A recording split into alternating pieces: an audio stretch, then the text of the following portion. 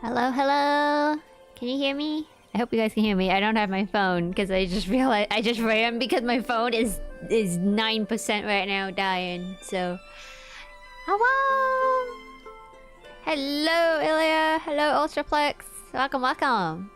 We can hear you. Cool, awesome. I hope it's not too loud, or the music's too loud. I haven't. Oh no, I did change. I changed the audio on this game because I recorded it a little bit, actually, so...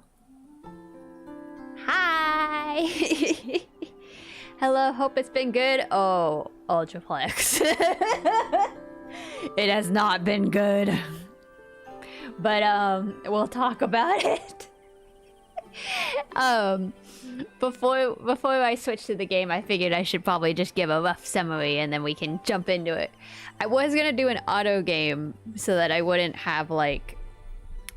so I could just focus on telling you guys what the heck has gone on. But I've really loved Infinity Nikki, and I was like, you know what? I need a cozy game, so we're gonna do that. I'm just gonna walk Nikki around the whole area until I like finish talking about what the heck happened. Okay, so quick rough version of the series. I think I left you guys at the end of October, and so I'm between jobs right now, if you guys didn't get that from the last one, and I had come back from a trip and I hurt myself all week, and it was a crazy experience of October. And I went, all right, November will be new. November's gonna be a new thing because it's been a while. And it's a new adventure. My model is not syncing very well with my mouth. And it was not. It was definitely not. It was not all great. Apparently, whoever's up there, like, oh God, I practiced this so many times. Okay, like whoever like was up there deciding my fate really said we're just gonna wait till 2025. Let's just finish out the 2024 year as a terrible year. So yeah, November. The quick summary without me crying or talking too much personally. I'll get more into it, but yeah, fate can't stop halfway. Which, yeah, no, it was like a boulder. It just was like, let's just keep rolling. It was for the plot. It was for the plot. You know, I had to go through my trauma arc. The season of Natsu was not what the writers were on strike this year. But yeah, so quick summary. Right around the time, I think actually when I did the last stream, I didn't tell you guys because I didn't want to jinx it, and I ended up jinxing it anyway. One of my friends was offering a kitten, 4-month-old kitten, and I've been dying to have a cat, but I do know kittens are a lot of work, so I was a little apprehensive about it. But I was like, oh my god, a kitten from a friend that I know. I'm like, oh, this will be a good idea. It was a terrible idea. I had like a whole story, but now that I'm thinking about it, I really don't want to do it again. Basically, I was under the impression that this cat was free, and that my friend just really needed someone to take this cat. It was a stray kitten that they had adopted. They found on their porch along with the mom and the rest of the litter, and they gave away the rest of the litter, but this cat, the person they were supposed to give it to, kept bailing on them. So they were like, oh look, I've had this cat for 4 months, I need to get rid of it, and I have a bad living situation. So I was like, all right, free cat. not free cat.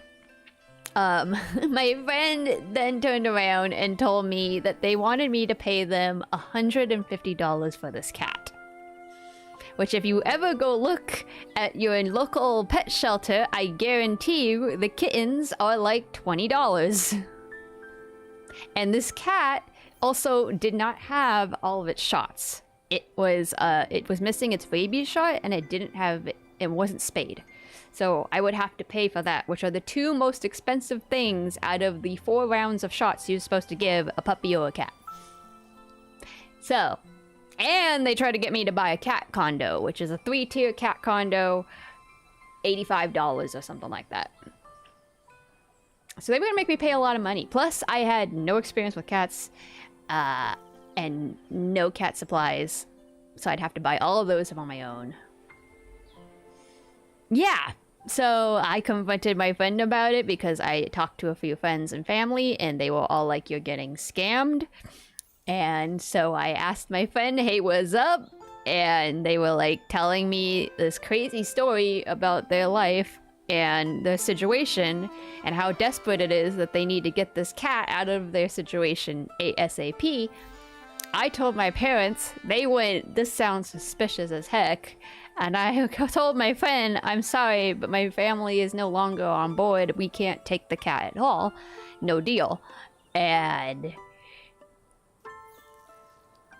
long story short, they blew up on me and pretty much told me that I was like the worst person ever.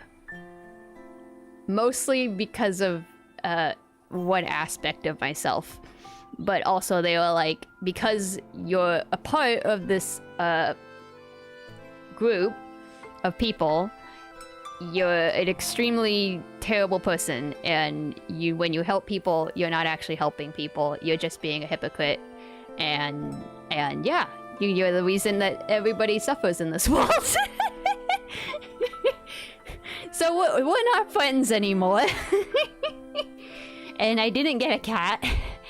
And I lived through my one probably biggest fear about my friends for an entire month. So that was my trauma. In addition to the fact that the job hunt is not going so well. So November was a very hopeless time, and then not to mention everything else going on in the world, and then all of the stuff going on, you know, even not just in the world. Dude, I tell you, I'm gonna get to eventually, but My Hero Academia, my god. Arcane. What else came out? Oh wait, I had a list. The list's on my phone. No. I had a whole list of catching up topics. Anyway, a lot of things. It was a hopeless November. So that's November in a nutshell, and then December rolled around and said, "You thought November was bad? Welcome to December." This story sounds awfully familiar. I'm sorry you had to go through that, though. Thank you. Yeah, I probably told you, actually. I know I told all of my close friends, and a lot of them were like, they were really nice too, because I told all my friends, because I really was concerned. I was like, what if this is what everybody thinks of me? You know, like, that's one of my biggest fears. I mean, I have a lot of self-esteem issues. But, you know, I'm just a small person here trying to make people happy. So, and you know, that's like what I do with my streams here. Like, I try to make sure that no matter what time you guys are watching the stream, whether it's a VOD or it's live or anything, like, I just want it, whether you watch for 10 seconds, 10 minutes, whole thing, like, I just want you guys to have somewhere that you can just come after work or something and just be like, oh man, look at Natsu being funny. Or doing something cute, or doing something funny, or you know what, usually Natsu's doing something stupid. But anyway, if that makes you laugh, then great. I have a purpose in life, so there you go. But yeah, when I told all my friends, like a lot of them were very sympathetic, and they were like, "Look, that is not true at all," and you know, I don't think of that of you and stuff like that. So it was nice, but like it weighed on me all month. It's still weighing on me because then it was just like I didn't mind that they were mad at me for being a specific aspect about myself. I was more the your help is not helpful, and that when you help people you hurt them was what really stuck with me from the whole situation. And December just solidified that even more, because after that, like everything I did, I was just always like, am I actually helping? Am I hurting someone? Should I have just not have said anything? You know, like you start questioning everything you're doing. Yeah. So December, my mom ran into a rescue group, and they had puppies. And she found this one pit bull puppy that was really, really cute and really, really chill. He slept on her the whole entire event. And she was like, he's so chill. He's probably really easy to take care of. Why don't we try fostering him? Because we've been meaning to foster a dog. Because my dog is one of the first dogs we've ever had that's been friendly. But, and we want her to, you know, continue to socialize with other dogs. But, you know, we were like, we don't think we want to get adopted right now because it's not a great time, but we can try to foster for the holidays, you know? And my mom was like, oh, he'll probably get adopted at the event on Saturday. This was the first week of December. And I was like, okay, cool. We'll just foster him for like a week or two, and then, you know, he'll go back. Or he'll find a home or something, right? We fostered that dog the whole entire month. He just went home today. 10-week-old puppy. If you don't know what a 10-week-old puppy does, a 10-week-old puppy is probably equivalent to a, like, 3-month-old baby. You need to be watching that baby or puppy 24/7. You have to care for it 24/7. Picking up its pee, cleaning up after it, feeding it, going through the tantrums, staying up every hour. It's an insane concept. Oh, he did go home? Yes, he got a home. He did get adopted. Thank God. And so he just went to his adoptive home today. So hopefully they love him. They're a big family with a lot of dogs, so he'll have a lot of fun over there. I'm hoping he's not like, why was I left? But I think this is a great option for him. And we tried so much. I put so much work into that dog. If he doesn't become the best dog by the time he's an adult, oh Jesus Christ. And it sounded like such a good idea at the time, but it was such a struggle. And like the last week and a half has been okay because my family's more open to help because of the holidays. But like, I couldn't go anywhere because of this puppy for the entire month. I couldn't do anything for the entire month because of this puppy. He like needed to be watched the whole entire time. And for the first week at least, I was pretty much the sole person taking care of him 24/7. Like, I barely ate, I barely went to the bathroom, I barely showered, I barely slept. He made me experience what motherhood would feel like in the span of 3 days. And I can tell you with absolute confidence, and for legal reasons, I would not actually do this, but I will say that I will never, ever, ever, ever, ever have children. And I do not want to be anywhere near a child, particularly a baby. Because if I have to take care of a baby, or another puppy or a kitten or anything that is below the age of like 5 years, I will probably try to kill it or kill myself. Not gonna lie.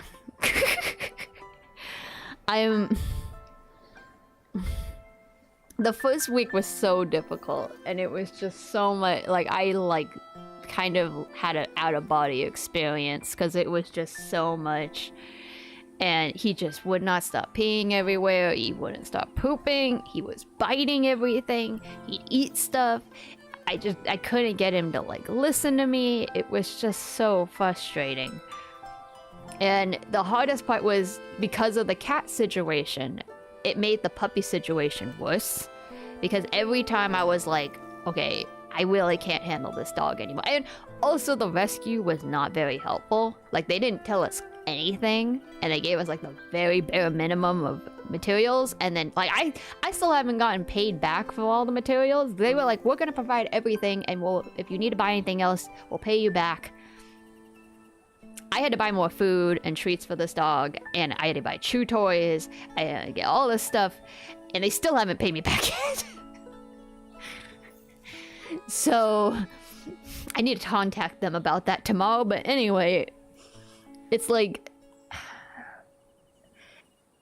when you feel like you're so on your own, and then you've already had a bad experience with somebody telling you that you trying to help is a bad thing, then it's just... Like, I cried so many times the first 2 weeks. I cried, like, every day. I'm tearing up now. Because it was just so much, like, every time I was like, I can't do this anymore. It was just like, no, I can't. If I don't get him a home, if I give him up before the 3 weeks I was supposed to commit to, if I don't give him the best opportunity, and I don't train him something, then I'm just proving my ex-friend correct, that I'm not actually helping, I'm making the situation worse, and that I'm hurting an innocent animal. So that was what weighed on me the whole time. And so that made it hard. I knew I was gonna start crying.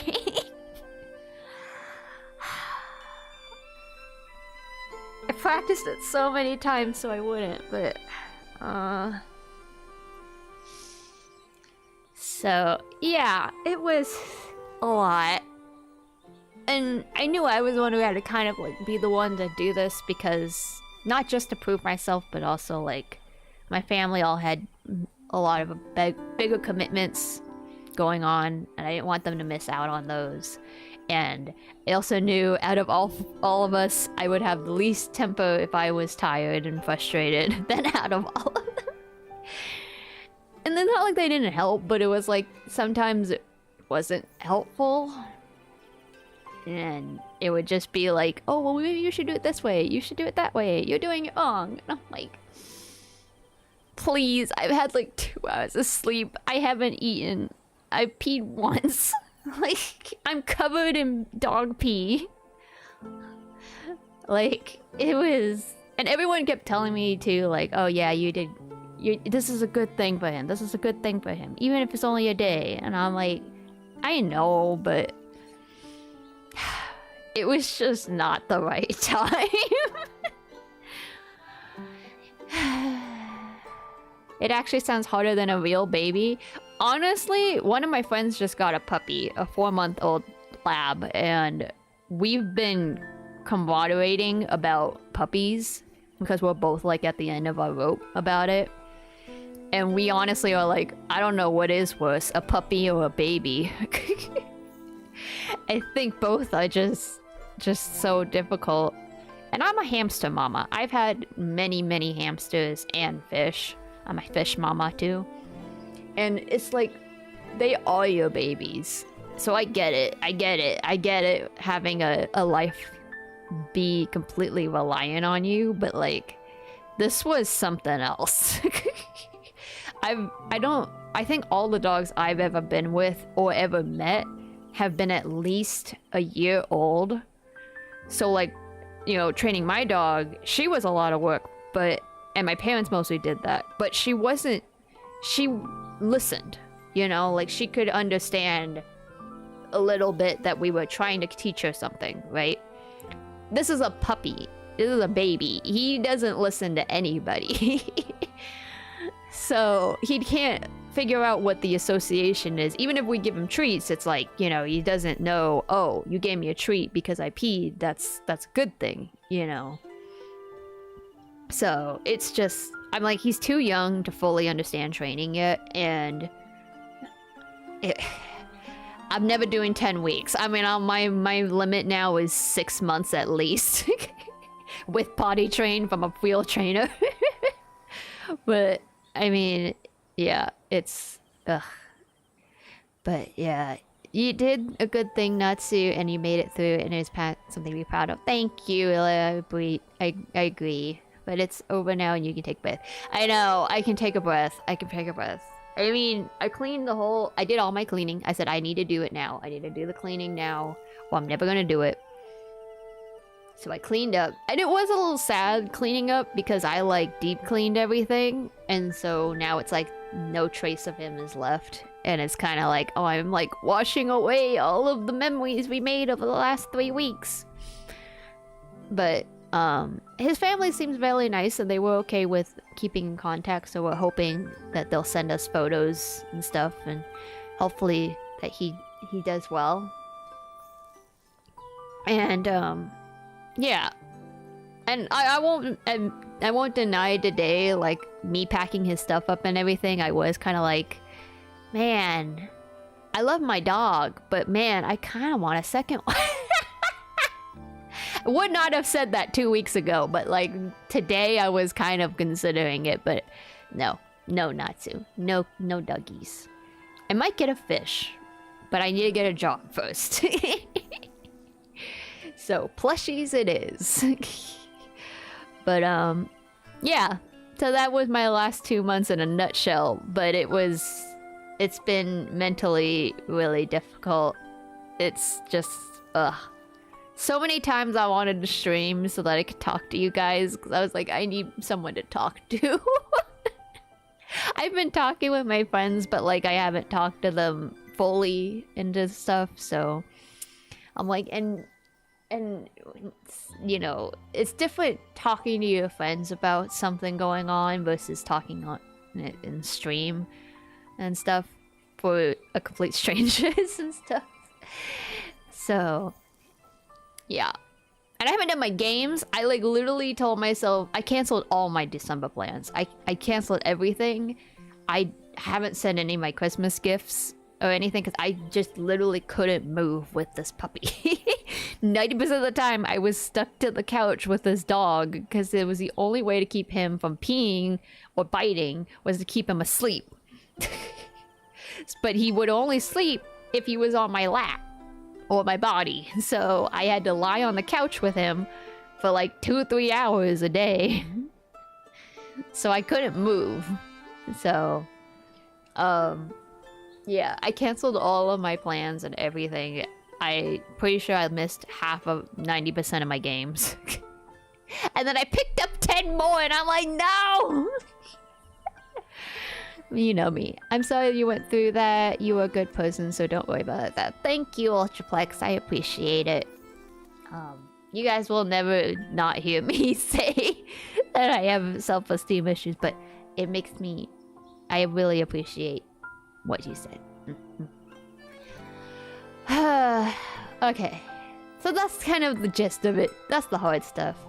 So now I have decided... because of this whole entire year, as an apology to myself, 2025 is gonna be all about me. all of 2025, I have like, I mean, I think this whole year has been that experience for me, that it's been like, not just December, it's been the whole year where I have just been taking care of people. And it's been an eye-opener because it's been so much like I've taken care of people at the end of their lives. So like, you know, we've had several deaths in the family this year. My pets passed away. I've been dealing with like a whole beginning of the year was dealing with older senior people or people on the end of their life. And then in the middle of the year, it was like handling middle of lifetime people, like helping with my family and the house and doing everything else around and work and all that stuff. And then now it's like I'm experiencing all of the beginning of the life stuff. And it's just like I've gotten to see animals and people at all 3 stages of life, like from beginning, middle, and end. And I've been helping caretake for everybody, and every time I'm like, all right, I'm gonna do it. I'm gonna get my streaming together. I'm gonna do my games. I'm gonna do all my stuff. And then it's like, oh, so-and-so has a project. I will help them with their project. Oh, wait, I want to do this. Oh, wait. And you know, I should wait till I finish my work. I should wait until I finish schoolwork. I should wait until I do this. I'll wait till I get a job. Maybe I should help this person. I'll help this person first, get through this month, and then I'll start over next month. Like, it's been constantly like, I will hold off what I need to do and my personal health so that I can help other people first. Which isn't a bad thing, but I've done it all year that I've burnt myself out. So, and hello, Topi! Sorry, I know I went on a ramble, sorry. 2025 is for Natsu. For Natsu, by Natsu, only Natsu. 2025 is going to be my year of healing because I have let things pile up for so many decades. It is time for me to finally do this, or else I'm just never gonna do it. And I'm gonna burn out even more. Raptalia! Hello! You've been through so much. I really hope you were able to focus on you, your needs, and your passions in 2025. Thank you! Thank you, friend! And welcome. Yeah, I'm like, this is gonna be the year. Like, I don't care what... The zombie apocalypse could happen. We could have an alien invasion this year. Doesn't matter. I am the meme of the girl with the headphones and there's chaos going behind her, or Stan Lee in the library doing the library work while there's Avengers fighting in the background. Like, that is gonna be 2025 for Natsu. I am not paying attention to anything. I'm not signing up for anything. I'm doing whatever I want, only what I want, and I'm healing about it because it's just like, if I don't, it's gonna just keep getting worse. And I even was talking to like my therapist about it. Well, not my therapist. I saw a therapist because I was seeing if diagnosis if I am ADHD, which, big surprise, I do have ADHD. I think I have to go get a second opinion, but yeah. And they were like, well, I have to ask like general questions. So they asked like, oh, are you know, have you ever considered suicide and stuff? This is gonna get a little dark here for a second, sorry, but and I'm like, not lately. And they were like, well, when was the last time you thought about it? And I was like, over 10 years? And I was like, it's been over 10 years. Like, I had a extreme low, and not all my loved ones know about this, so I hope they're not watching the stream. I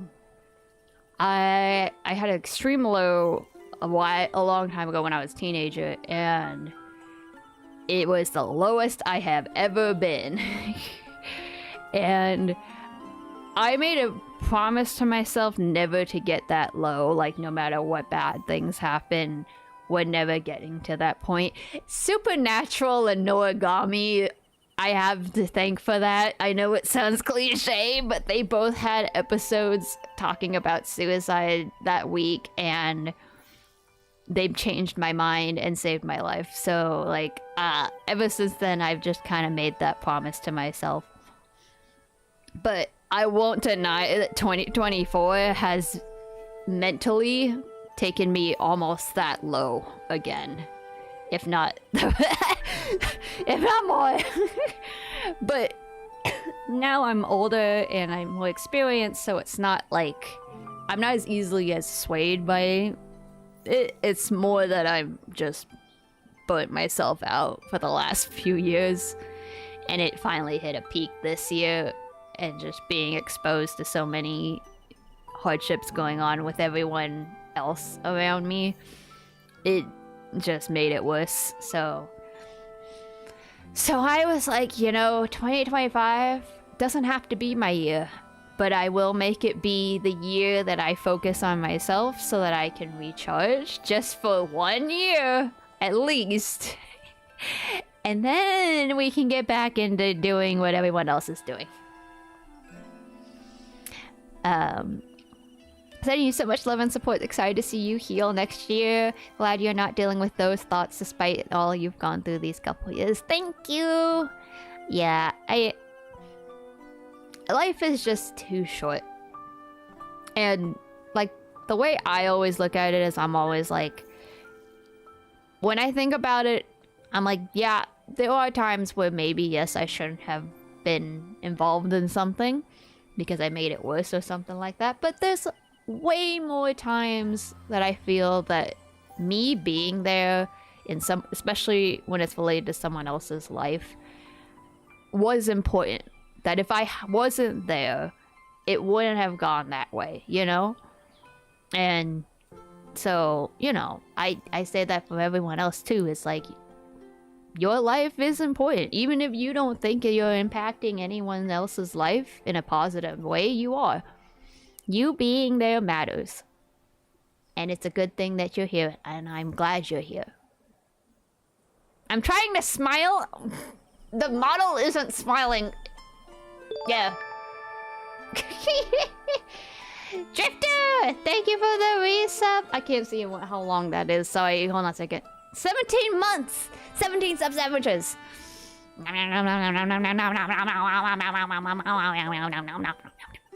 Thank you. Life is short, so what? Wear large sole shoes.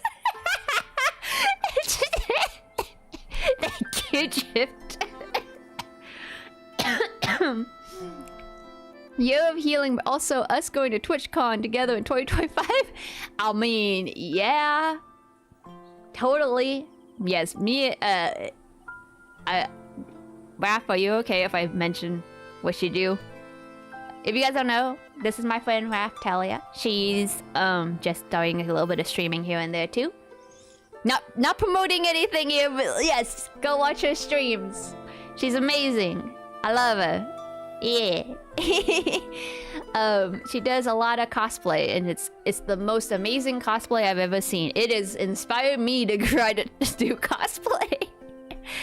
But I have devoted my money to too much merch right now, so no Natsu cosplaying just yet. But eventually, someday, maybe. I don't know.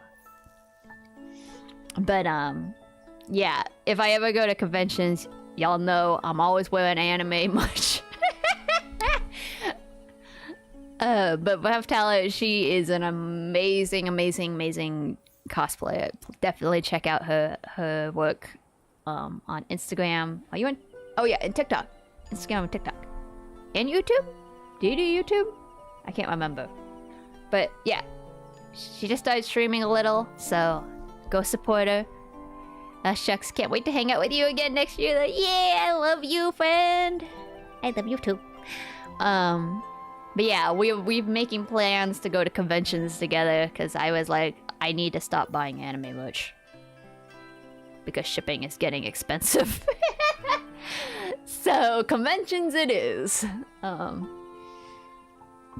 you guys all know that my friend Luna Chai also goes to Anime Impulse OC every year usually. So you'll usually find both of us there too.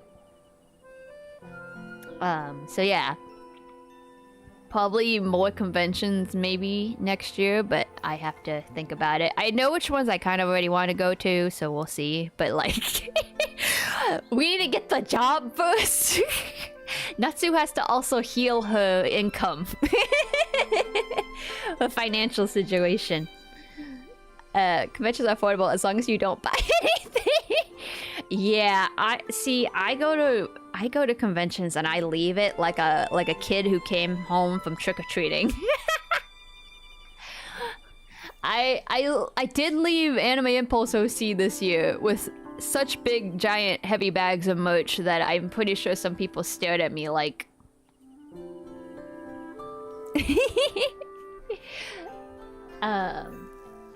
But yeah. We'll see. I do have... Actually, on that kind of... thread? I don't know. I do have a lot of plans. Some good things are in the works. I'm not gonna say anything, but some good things are in the works for Natsu. So stay tuned for that, because I have good things coming. Lots of things. I'm so excited. No, I can't say anything. I can't say it. I'm broke, but good things coming. Don't say anything. I won't, but I want to. I'm so excited. And that also has been like, this is the second to last day of the year, and be strong. I won't say it. But not just even with streaming, like in the last week, I've gotten a ton of good news of things that either I'm gonna be a part of next year or stuff like that, and I'm so excited for all of it. But I'm also like so traumatized that I'm kind of like expecting the other shoe to drop. But I have a lot of good things coming already, and I'm like, oh yes. And then my gacha luck changed. So here, we'll go to the game now. Looky! I got the whole entire fog outfit. The whole freaking thing! Also, thank you, Ilya, for the sub, but 19 months, 19 sub sandwiches. Okay, actually, I need a drink. Hold on.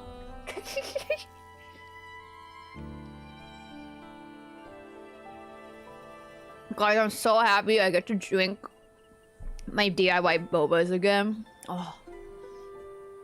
I caved. Okay, listen. In the spirit of Natsu healing herself for next year, I had to buy a lot of stuff. Don't tell my mother.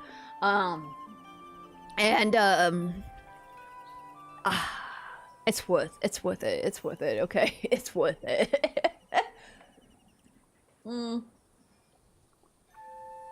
I'm so happy that I'm drinking my DIY fruit tea bobas again. Oh, I missed them so much. Probably not gonna buy them again because it's from Australia. It's from a company called Cup 49. Highly recommend. They make the best fruit tea syrups. And you can get that plus like a billion different kinds of toppings. Really simple to make. They give you can also buy the tea bags, which makes it even easier to make tea. You make it in batch, like I make it in bulk batches, which I'm not supposed to technically do, but I do that anyway. And then I save it, and then I have like 10, 20 packs of boba tea out of that. Delicious. Anyway, don't want to interrupt Ilya, surely now it's okay. Yeah, you good. With it.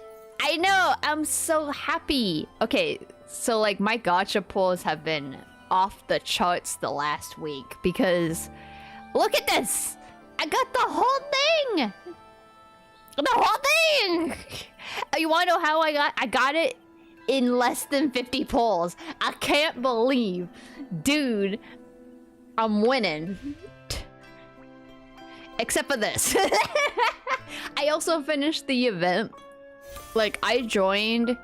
I had the game since the beginning of launch, but I didn't open the game until, like, last week because I just did not have time with the puppy. And I was like, oh, shoot, the event ends in 2 days. I finished the whole events with, like, 2-3 hours left. Freaking winning. And then I don't know the buttons on this game yet still. And then I won the thing. I think... Can I see, like, the last ones that I had? No, is this, like... I think this is the permanent banner. I probably can't. Anyway, finishing the last few hours. On brand. On brand!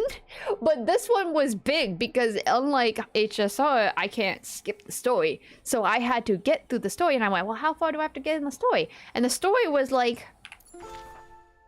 That's not the mission button. There's a button. I know. No, not more tutorials. Oh, this is the evolution version. That's how I wait, I've been able to evolve this thing? What? What? Wait, but I have the materials. Oh. No? Okay, we'll figure that out later. Anyway, to finish the events that was in the last patch, you had to get to chapter 2, the second part of chapter 2 at least. Yeah, I wasn't gonna get there if I actually watched the story, so I didn't watch the story. I recorded the whole thing. I will eventually edit it someday so you can watch me run around in circles trying to find the freaking bird in a cage picture. Anyway. And looking for a bee. Anyway, so it took me about an hour and a half to get all the way here. And which was not that bad, honestly. I was like, wow, this isn't too long actually. But to be fair, that's because I skipped every single piece of dialogue. So I have no idea what's going on in the story right now. And then I had to do world quests too because it was like, oh, so-and-so is unavailable. And I went, oh my god! And then, to finish it even more, I had to run around the entire map. And you can't go in this area yet until you get to later in the story. So I tried to go in that area, and the game was like, you can't go here, go back. And I went, no! I need more of the teleports! And so then I ran all the way around here. I ran over here, went to this area, came all the way back over here. Had the longest time to find this cave.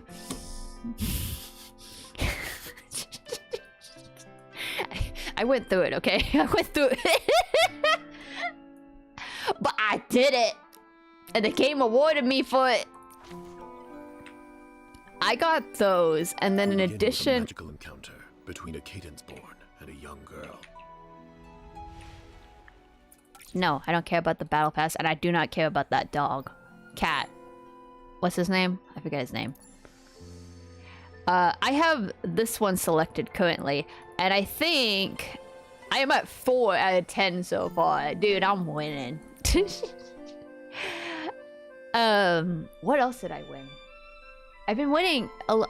The only thing I didn't win was freaking Arknights. Arknights screwed me over.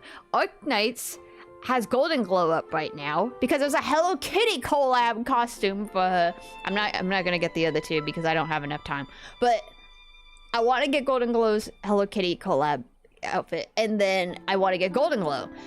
And you know, the first time you pull a 6-star, it's within the first 10 pulls. I did the first 10 pulls, and I got 3 6-stars. One was the other guy, the cat guy, who was on the banner with her. And the other 2 were 2 random other 6-stars that I don't care about. So I got 3 6-stars, and they didn't give me Golden Glow, who's the literal made-up character on the banner. And I'm like, dude!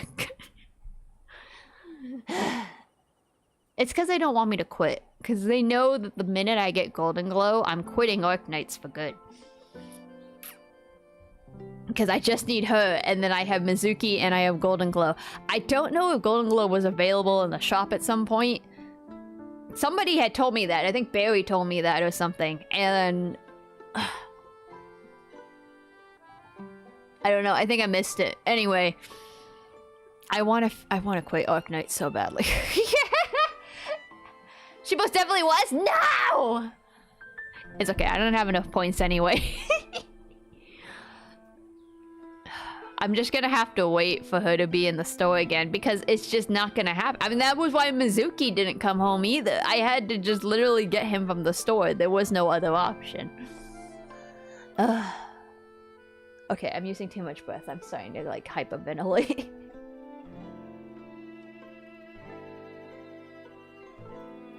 I did put too much syrup in this thing though, so I might need to get water. Actually, you know what? I'll be right back. I'll get water. Hold on.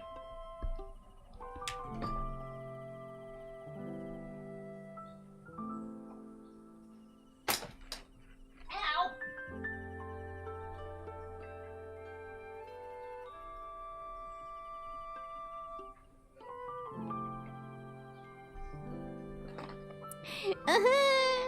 Natsu's luck keeps going up and down. Because it is still 2024, I have every reason to get injured, so... Of course I run straight into the vacuum.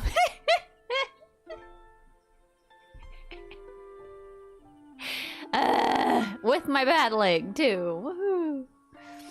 Oh yeah, that was something else. The puppy is, the problem with the puppy, so, because he was so bitey and I was trying to get things out of his mouth all the time, he bit like every single one of my fingers.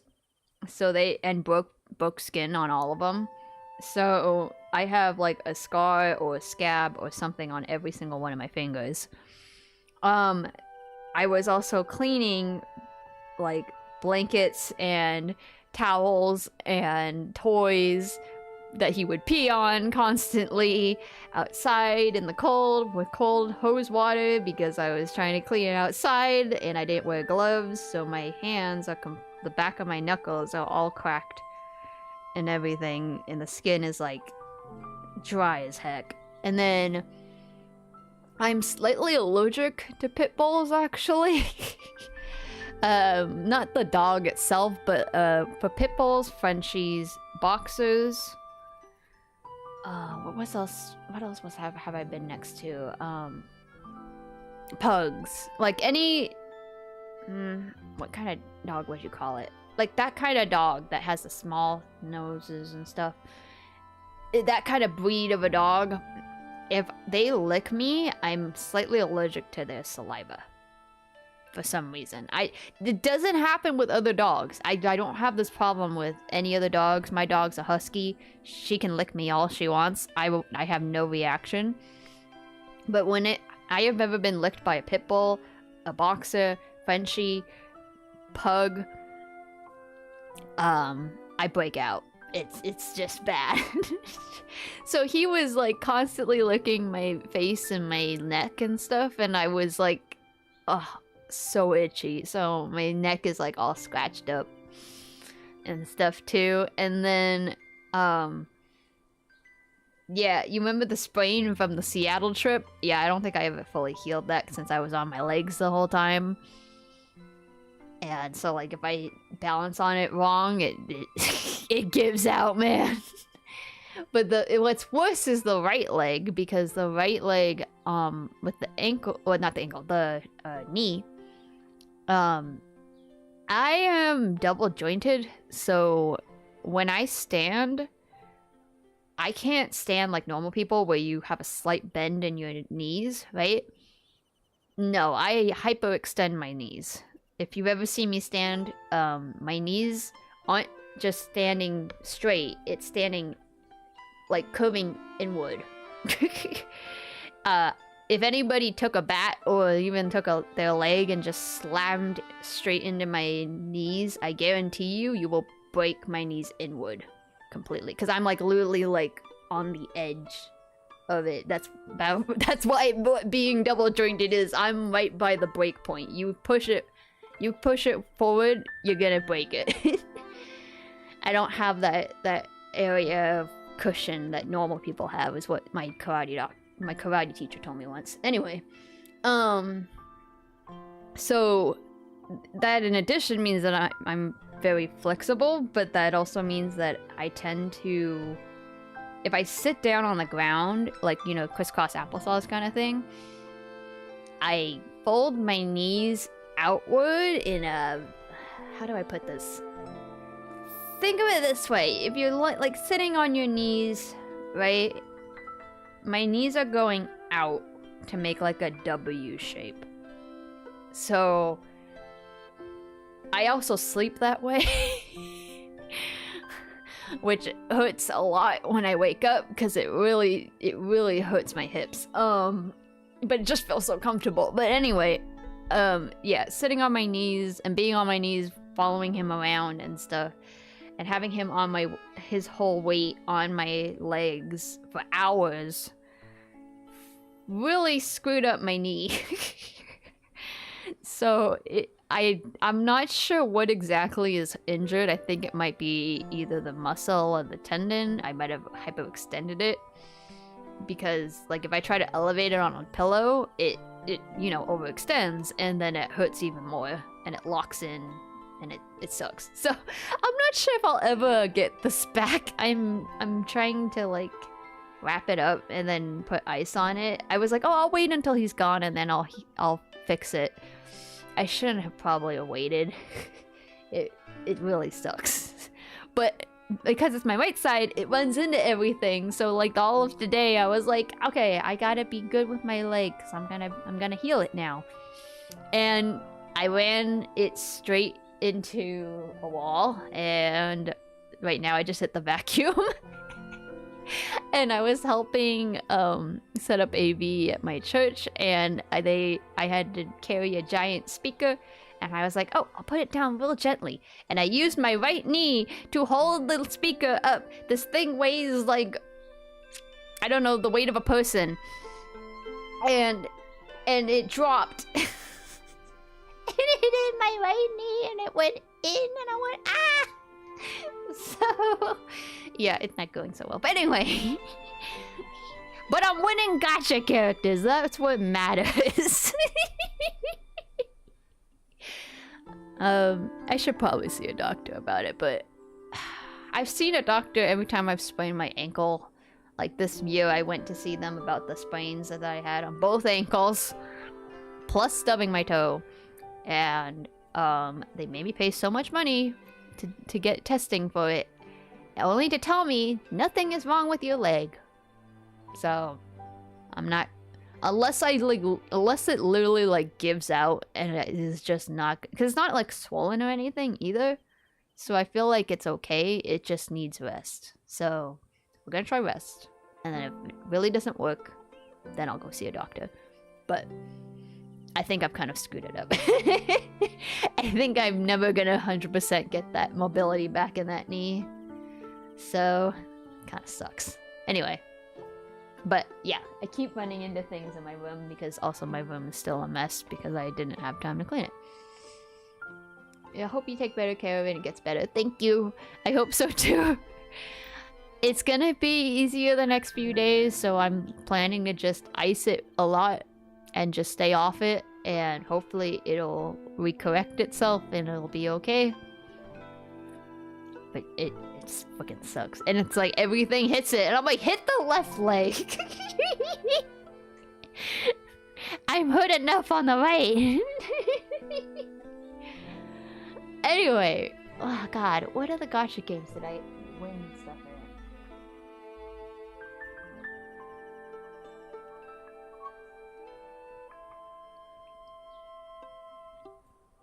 in? I can't remember. Oh, there's gonna be an ad break. Just an FYI. For Twitch. What was it? God, I wish I had my list. Hold on. Let me see if my phone finished charging. Oh, try not to hit the vacuum.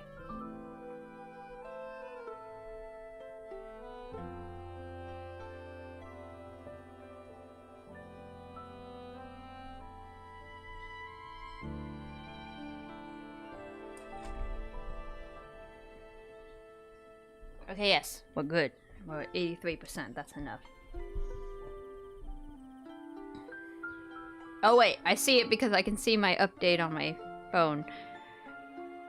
The new Mew pack showed up on Pokemon TCG. Yeah, so I picked up a lot of games. because I was kind of stuck to just my phone. So I went, you know what? If I could get some small games, then that would be great. 9 to 83% in an hour. Yeah, actually, yeah, an hour. It's been on the charger for an hour. It's at 83% from 9%. I wish my phone was that cool. I can thank the dude at Apple who, I thought he was scamming me, but honestly, he wasn't wrong. Like, I got an iPhone like a few years ago, and I was like, oh, can I get the iPhone? What do I have? I think I have like an iPhone 13 or something. And was it 13 or was it 14? It's somewhere around. It's not 15. It's somewhere below 15, but before 11. I don't remember what my phone is. Anyway. So I went there and I asked the guy, could I get the second latest? Because I don't usually get the very newest phone. I get the second newest phone.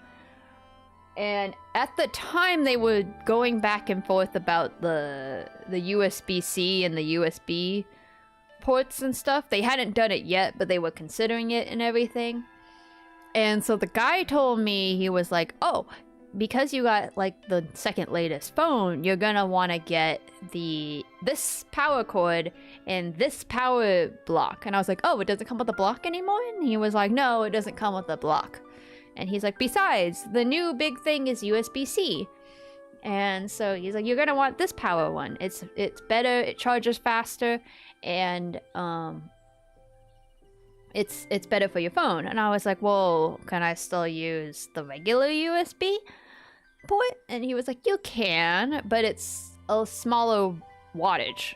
Like the wattage on the regular like small cube is less than what he gave me. He gave me the big cube, which I think nowadays most people have the big cube now,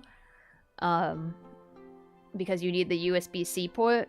But anyway, yeah. So he had me do that, and I put it in, and I was like, dang, this does charge my phone really fast. When I put it on the regular USB port, it is a lot slower, but it still charges fairly okay. But like, yeah, USB-C with the big one. I don't know what. Oh wait, I have my iPhone. My iPad one. Hold on.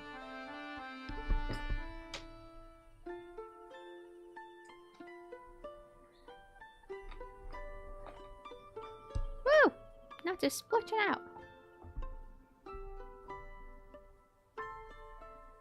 Oh god, I can't read that. 20 watt. It's a 20 watt. The bigger USB-C charge point. And you can get that for USB-C to USB-C, or you can USB-C to what the older phones have. My computer complains to me all the time for not using a USB-C port. I don't have one on the front.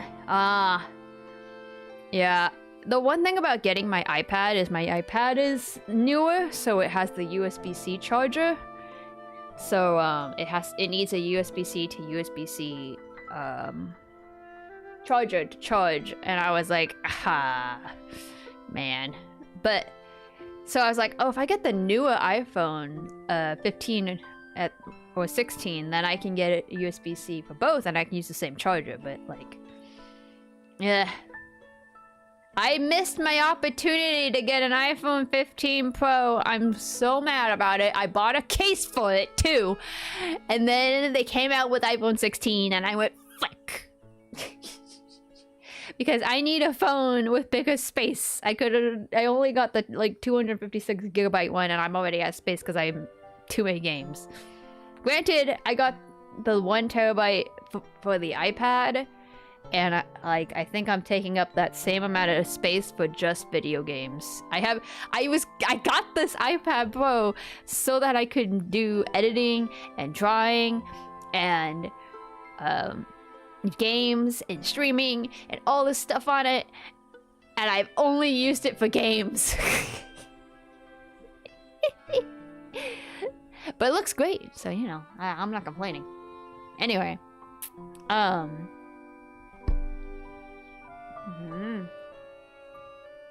me see. Let me see. Let me see. So, including Infinity Nikki, I also started Grand Saga, Starseed, Pocket Camp Complete, Honor of Kings, Ash Echoes. I tried Girls Frontline 2 for like 5 minutes and hated it, so then I dropped it, but I'm gonna bring it back because I really like the MC. The only reason half of these gacha games get me is because of the fact that they go, do you want a boy and a girl MC that looks really cool? And I'm like, dang damn it!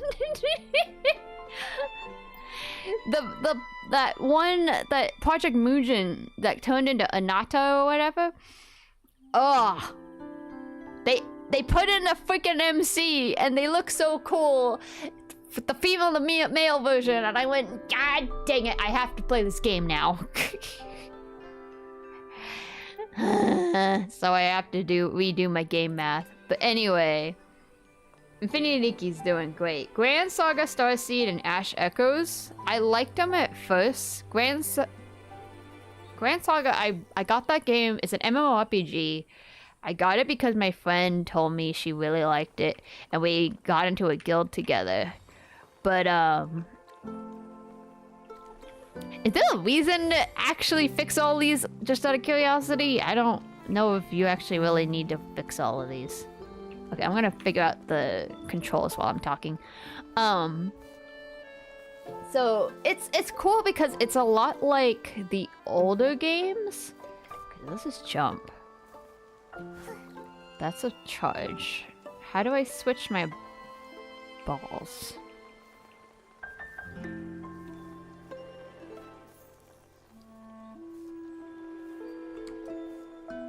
Oh shoot. Not that button. Not that button.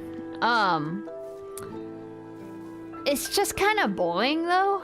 It doesn't have much going on, and so then I just don't really have anything to do. Where is my wheel?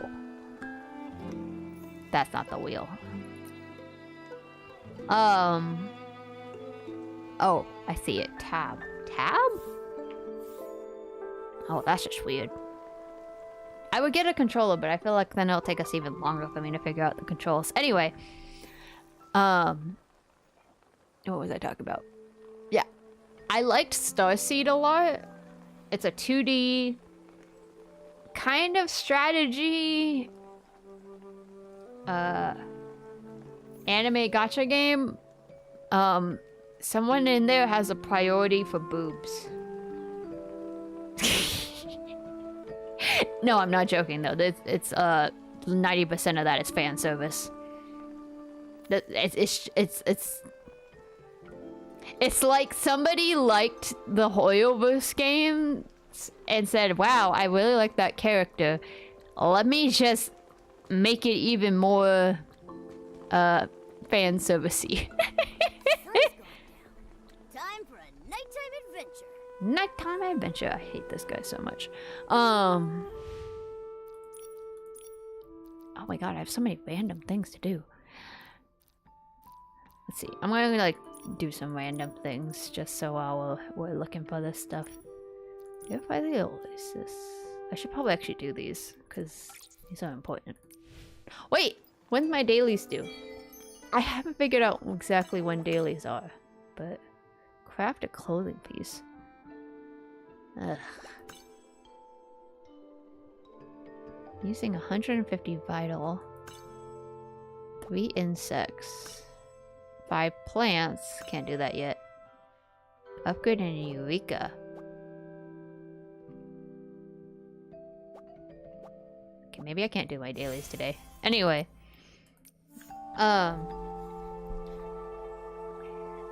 Yeah, the thing is entirely fan subs, but they give you, if you log in for the first 31 days, they will give you every single one of their SSR characters, which is crazy.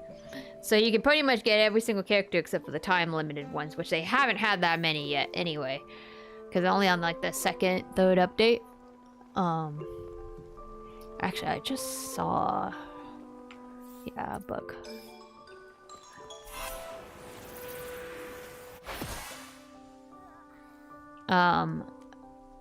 So it's just got a little monotone. I didn't want to play that one anymore either. Ash Echoes, I don't like that one, honestly. I did it. I'm sure some of you have seen the ads on Instagram and stuff. It's like kind of like that other game I played called Higan Ethereal. I'm probably saying that wrong. That game is very similar, it feels, in aesthetics, but I like that they are very diverse though. Like, there's a lot of diverse characters. I think one of the light cones is 2 gay guys. I have no idea, I could be reading that wrong, but they certainly look gay with 2 kids anyway. But the models in Ash Echoes look very stiff. And when you do like the tea time with them, it's very like eh. And they're very like kind of boring in terms of story and stuff. And then the grind for the game is kind of confusing. So I don't like it, but I love the MCs. The MCs for Ash Echoes is so cool. And I didn't realize that was also going to be a female-male MC game. And I went, oh, you suck. And do I have anything I can craft, actually?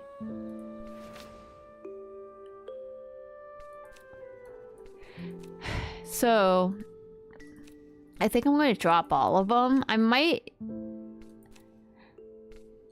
keep Grand Saga just because my friend still plays it, but otherwise, I don't think I'm going to keep up with those 2 games. I might show you guys Grand Saga because it is an interesting game. I was going to put it up while I talked because it's an auto. I can just hit auto and it'll just go straight to where it needs to.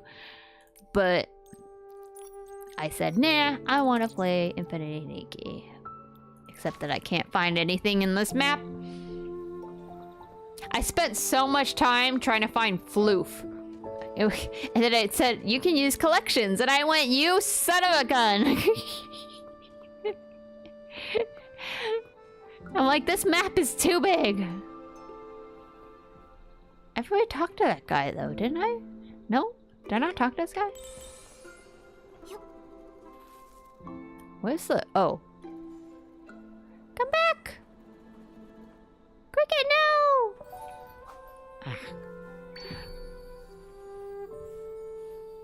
Stay, Cricket. Eh. What else did I do? Yeah, Ghost Frontline 2. I don't know about that game. That game, I hate the gameplay, but the cutscenes look amazing and the voice acting's great. Pocket Camp Complete. If you already played Animal Crossing Pocket Camp, it's the same thing, but the game has discontinued, and now you can pay $10 and play the entire game for like 8 years worth of content on repeat for eternity. And it's a great concept. I love it because it's like you don't get rid of that game ever, but like, I mean, that is like especially an amazing thing for a game that got discontinued. You know, I think I would love that if like Tales of Crestoria did that, or Dragalia Lost, or oh my god, there was that one game I had. Oh my god, I wish it lived forever. Overhit, I think, or something. F Dragalia. Dude, I forgot about Dragalia. It showed up on my Blue Sky today because somebody's doing a turret. There's a Kickstarter thing. There's a pre-order thing. If you're interested in supporting artists who like Dragalia Lost, there's a turret pack and art book that somebody's doing. I'll retweet it. Or what do we call it on Blue Sky? We blog it? We butterfly it?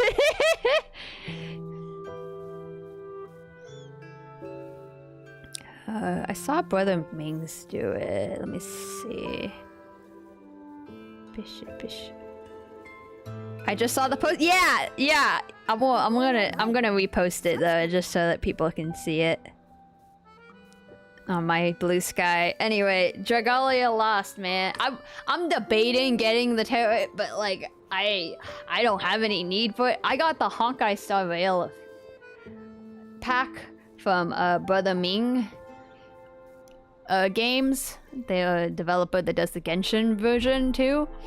And I was like, it's beautiful, it's amazing. I love cards. I don't know anything about tarot. I don't know anything about it, and my parents would probably kill me if I got too many. People keep gifting them to me. Ooh. Is that an invitation? I know what to get Ilya for Christmas next year now. But yeah, it's I didn't know you liked tarot. That was, do you do divinations, Ilya? Or are you like me who just likes the cards? I just like the feeling of cards. Like, I just love card packs in general. It just feels nice. If Pokemon wasn't so hard, so much money, I would buy so many Pokemon cards. I used to get them all the time as a kid. I have a whole entire box full of them from my grandma. But buying Pokemon cards are expensive. But I would love to buy a whole set. I want the freaking... What was it? It came out last year. The Mew, like, 101 Pokemon box set thing. I forgot what it's called. It was like this nice, shiny 100th year anniversary Mew pack box of Pokemon cards. I wanted to get that thing.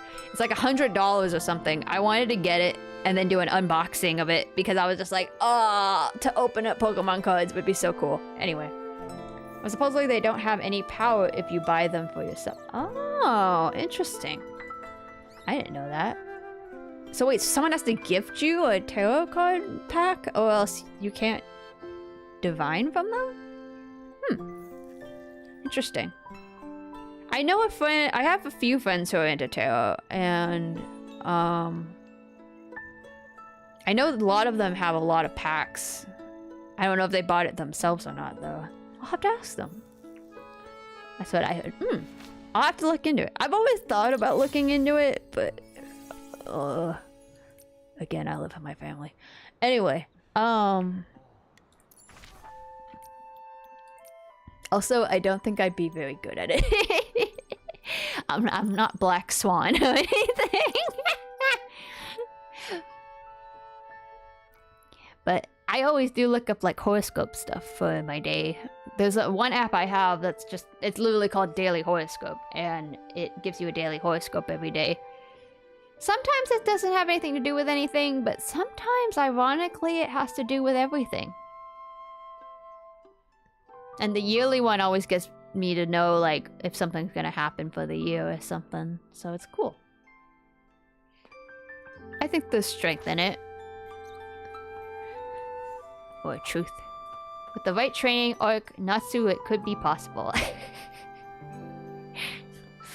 Well, I mean, I do look up to Black Swan a lot. Natsu entering her Black Swan arc. As the... What is Black Swan's title? Oh my god. Oh my god. How can I not remember what this was? I haven't played HSO in forever, okay? Don't judge me. Memo Keeper? I don't have it? Oh, okay. By the way, I said it while I was recording myself playing this game. But it bothers me so much that Nikki's all about fashion and looking cute and presentable. Like, girls in this nice, cute outfit, especially these ones with the dresses and everything, like beauty and grace, and God, I wish that were me. But she's out here in the wilderness, like, girl, that's gonna get so dirty. I'd love to look this cute standing out in the middle of nowhere, but like, you go walking for 5 minutes, you're gonna just get dirty, and then you just feel gross, and you're sweaty. And look at, she's doing all this work. Oh god. I hate this down button so much. I hate it. I hate it a lot. No, you know what I hate? The one thing I would probably put... Actually, here, watch this.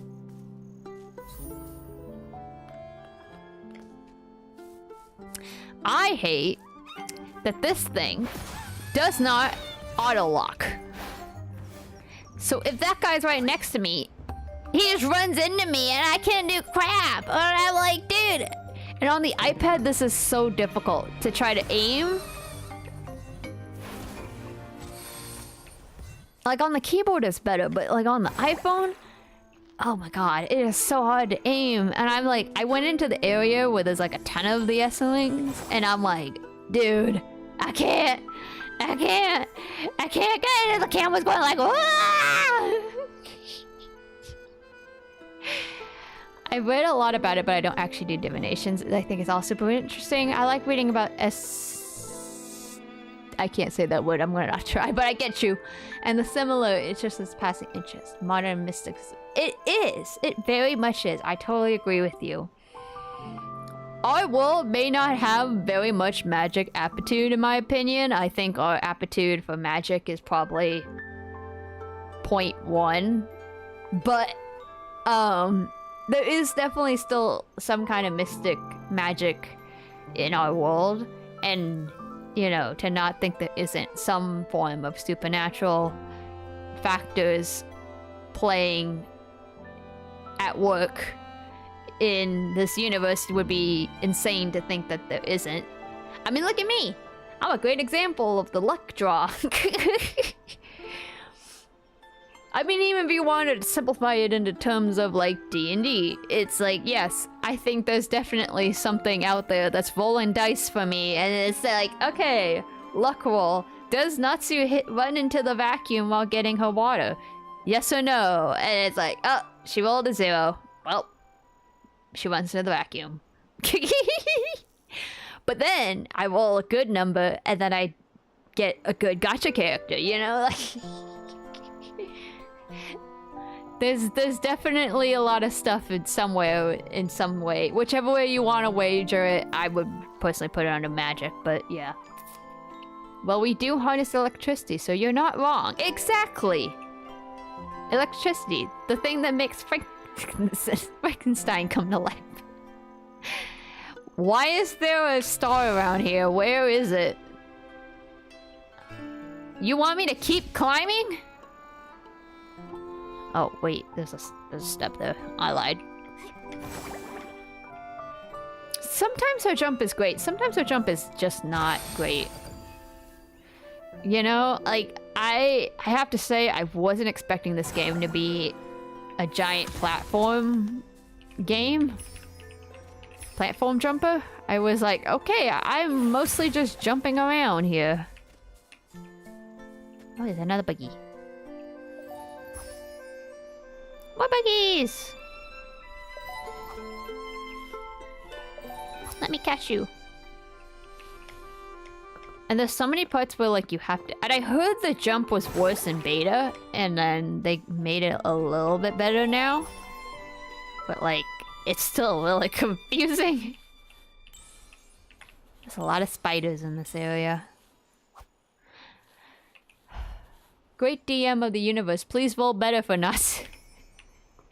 I've seen a bunch of, like, Instagram reel memes of, people doing memes with, like, I want to read the terms and conditions for 2025 or something like that. Please sign me up for the healing and good things package or something like that.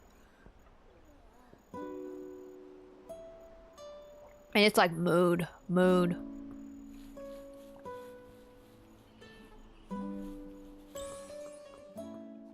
Oh, there's buggies in these ones.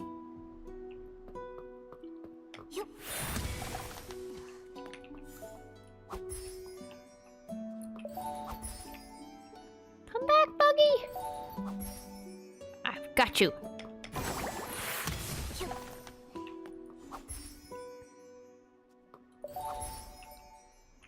Also, the fact that she's making outfits out of bugs. I don't know how I follow that one.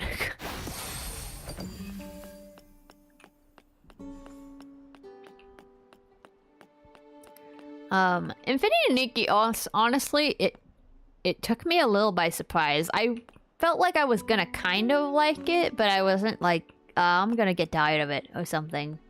Because I've never played any of the other Nikki series. Hi, booties. Wait, can I groom you?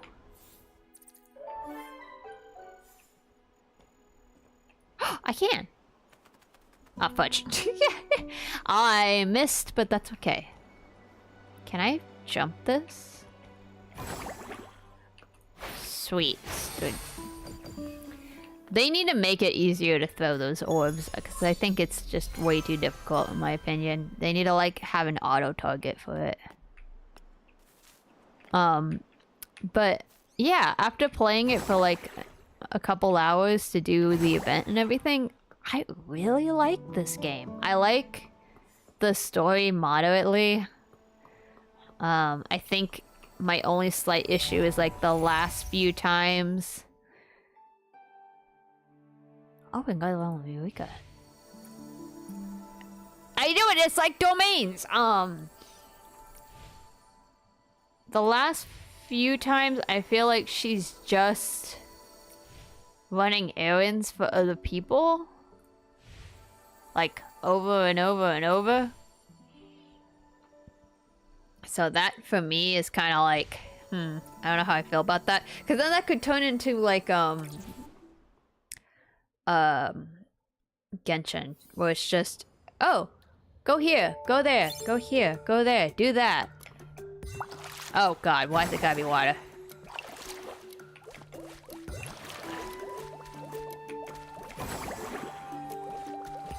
Yeah, I wasn't gonna make that, but sure.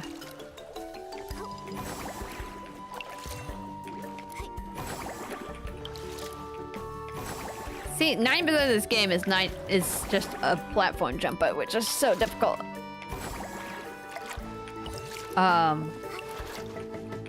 But I like Nikki as a character. I don't like her little companion guy. I'm not a huge fan of him, honestly.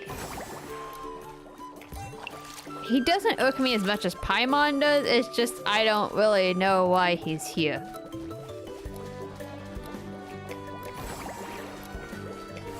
Fudge! Not good. This is gonna put us back a bit. Yeah, but what was I supposed to do?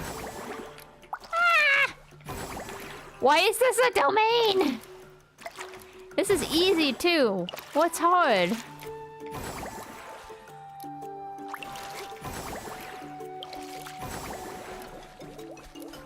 Nikki? Nikki? Nikki? Girl?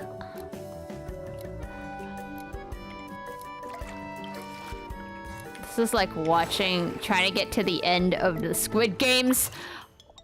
Oh my god.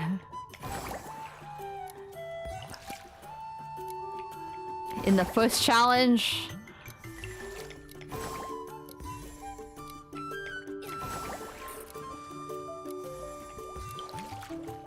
Okay, at least your auto heal like goes up pretty quickly.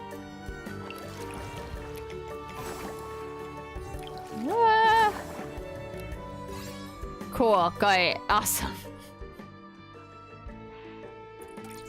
I'll just do one, thanks. Let's not do that again. I've heard good things about this game. Yeah, I mean, I know people were really excited about it, but I didn't really think it was gonna be this great. I was like, man, this is pretty awesome. It lags like crazy though, but it's okay. It's pretty cool. I mean, I would say that it's really good graphic-wise, although granted, a lot of it does lag, and on the iPad, it's horrible. I know in a lot of cutscenes, like, it would, you know, I'd be talking to somebody, and then the background is loading the whole time. Like, every time the camera switches between the two characters talking, like, the background would be loading. And I heard some people say between like iPad, iPhone, and PC, like as you can see, because I'm playing it on PC right now, it has a lot of detail, right? On the iPad, I think some of the detail is simplified. So you don't have as many trees and stuff. I'm not sure. I've seen a video about it, but I don't really know how accurate that is. Wait, I've been here! Eh. Anyway.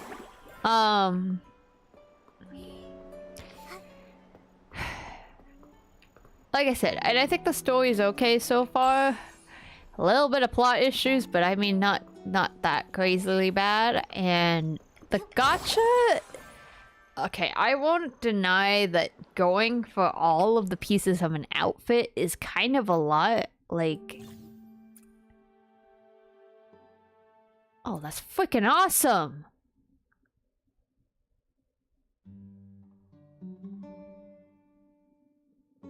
Wait, I want that outfit.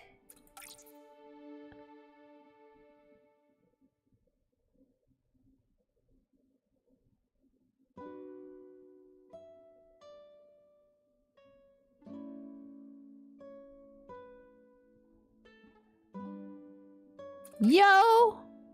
Yes! Yes! Oh no, but they're on the same limit. No! Do I have anything to pull? Okay, here's the thing. I also know, given that this is made by the same people who do Love and Deep Space, I am certain I will run out pretty quickly. And I run out all the time with Love and Deep Space, and I don't know how you're supposed to keep up unless you only do like one guy all the time, which I do. I do Xavier, and I win. I got Xavier's piano one with like 2 hours left on that one too. And I did the event. Ha. Ha. And I'm coming back at the best time, apparently, because they're naked. Anyway.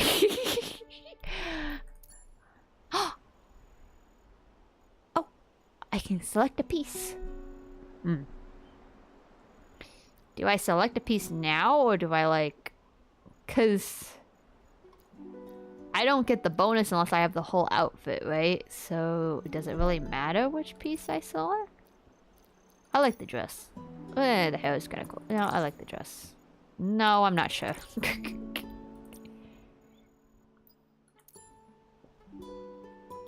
I do like that both Love and Deep Space and Infinity Nikki give you bonuses for every like few draws you give. That's pretty cool. Much is the best gacha game mascot companion. Much is. I do like Much as the best mascot. She has been kind of irritating me the last few stories, though. Well, they need to give you time to fill up your Wiz game for the next one. I mean, for sure, true. But it's like, dude, what if I want to collect them all? Like I kind of want to do right now. Alright, you know what? I'm gonna assume I can change this later. Wait, really? I actually liked her more recently. I didn't like her at the beginning. Interesting. I forgot what it was. I can't think of what it was. It's been too long. But just her attitude thing. Not her attitude. Okay, let me... I have to remind myself. There's a difference between her and Paimon. I think it's just like her dialogue. It's just kind of been out there, you know, like. I mean, maybe the main story ones are different, but at least from what I've had to read for like the event ones and stuff, it's just kind of like we have something going on, and then she'll just be kind of like, "Oh my god, it's a cool person," and I'm like, "Are you gonna say anything else much? Like, you know, the fact that we have to go save the world?"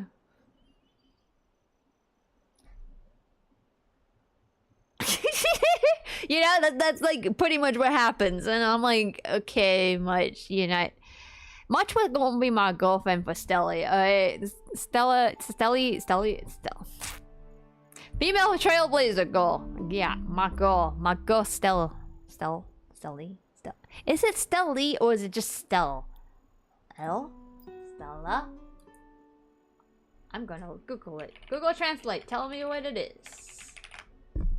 I've never actually known how to properly. I don't know the difference between that one and between Sele. No, that's not. I can't see. E. S-T-E-L-E. Stelle.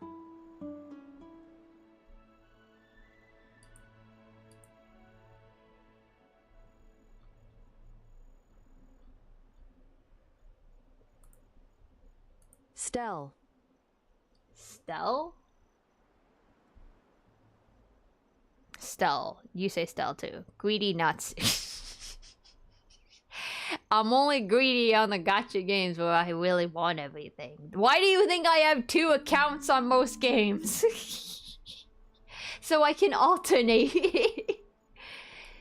I don't think you are ever supposed to be able to win every single banner in a game. Like any of the Hoyo games, I think I've tested that theory too. With Hoyo games especially, it's like, I don't know for sure. There is pretty much, if you have actually kept up with the entire main story and extras and the events, whenever an update goes up, you shouldn't have enough to pull and win every single banner, I don't feel like. Unless you are an extremely lucky person who can get it in like 10 on one, 10 on the next one, 10 on the next one. I would say Star Rail does have a lot of things. They usually every update they'll give us the 10 pulls, but like I feel like you're not technically supposed to win every single gacha character. But it's like, I kind of need every character in Genshin, ZZZ, and HSR and Honkai Impact to actually play the game. Especially because they changed the meta, and then you're like, well, I need the new character.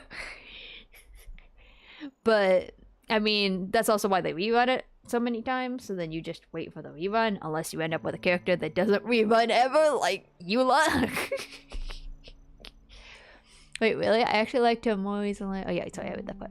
What about right? I skip a few. HSR is pretty good. Yeah, HSR is pretty good because the meta actually keeps up with the characters, according to my brother. Like, if you actually go do the, what's the one with the crane? I forget what the one with the paper crane in a cage is called. But if you do those things and the simulated and everything, pure fiction, yes. Like, you have to actually kind of keep up with the characters that are coming out for the update. Otherwise, you don't win those areas to their full potential. So, to get more stuff to summon for the next character, so. Actually, yeah. No, that's right. Because my brother's one. My brother keeps up with the entire game. And I know for a fact that pretty much every update, major update, he gets at least 1 win, 1 loss at 50-50. And then, like, maybe occasionally a few extras if he has extra points. Like, if he didn't pull the last update kind of thing. If he pulled every update, I think he would actually, because he keeps up with the meta, he can actually probably get something every update. But a little bit. If you do have one good team is doable. There have been a few that are really hard if you didn't have it. Yeah. I know, because he'll tell me, he'll be like, you have to pull for this character. And I'm like, but pretty person. And he's like, no, the meta. And I'm like, dude, I don't even touch pure fiction. I haven't even gotten into simulated. I don't have any clue what's going on in that part. I don't have anyone built. It's the same with Fire Emblem Heroes. He is huge on playing PvP in Fire Emblem Heroes. I don't know how to do anything in Fire Emblem Heroes. I just go, Lucina, look it, cool character. I re-downloaded it. Actually, that was a gotcha win. I re-downloaded Fire Emblem Heroes because I saw that Aaliyah had the Christmas one and it has Somi on it. And I went, I want Christmas Somi. And so I re-downloaded the game. I did my free pull and I got him. So I was like, dude! And now I can't level it up because I don't know how to do that. Yeah, I would love to be good at Fire Emblem Heroes, but like, it's too much work. I used to play a lot of FEH, but I'm a huge FE fan. I feel like that is a very good way to say a lot of Fire Emblem Hero players. There's a lot of... I have a whole friend group I know that plays it, and they are like waiting for the game to die. My brother is waiting for the game to die. Half of the people I've talked to who play Fire Emblem Heroes, they're huge Fire Emblem fans, but they are waiting for Fire Emblem Heroes to die.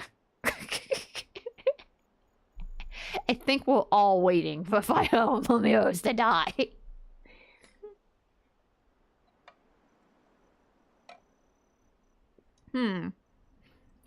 Maybe not. Ultraplex is an exception. But I don't know. It's a lot of work, but I know it's cool. I like that though you do get to play so many characters. Like, I like that they bring in all the even the old characters. I don't know if it will die. I'm a realist. It is like Nintendo's probably most biggest app game that's lasted this long, honestly, and actually gets regular updates. I think. How many other app games does Nintendo have left anyway? Drifter, thank you for the posture check and the hydrate. Hold on. I just drank some, but I'll drink more. This tea is really strong. And the posture check. I am sitting up. Which was probably actually a good thing because my back was starting to hurt.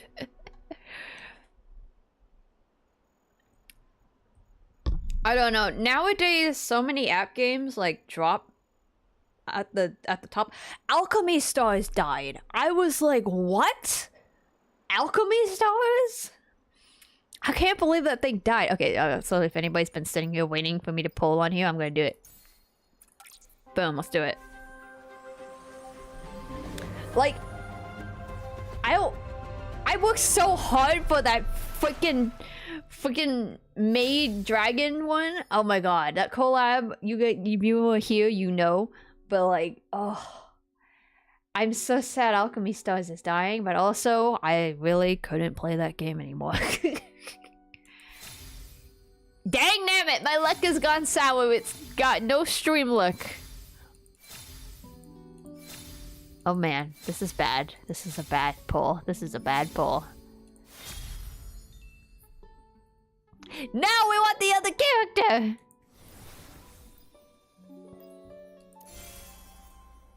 It's good. I'm doing it again. I'm doing it again.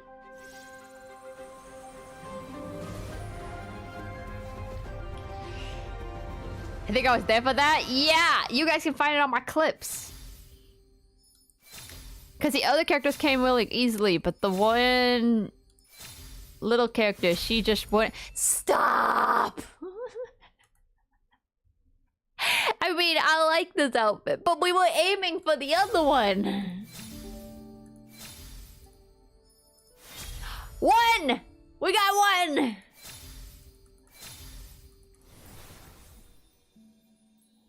Okay, well, we might get the 4-star outfit before we get the 5-star outfit. Very starry. Yeah, I got like 4 outfit. I have the recording of it, so I'll try to just clip that together. But when I got the frog outfit, dude, I got like 4 in one, and I was like, yeah, let's go. And I have some resonates. Let's do this one. Oh, that's cute. I like that. I like this outfit. This one looks kind of cute. Not gonna lie. But see, okay, here's the thing. I'm a canonist, so I like to keep an MC looking like their original look. I just, but this is a game about dressing up.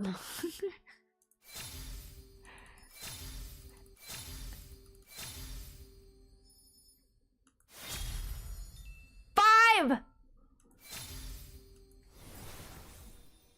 We got this. We got this in the bag, guys. We got this in the bag. Also, I get a thingy. Yay! Okay, I've been picking the eyes and nothing else because I can't figure out what the difference is in the makeup. I got it eventually. I was like, oh, okay, I see that the eyeshadow changes and stuff. But listen, I'm not a makeup girl, okay? I don't really do makeup.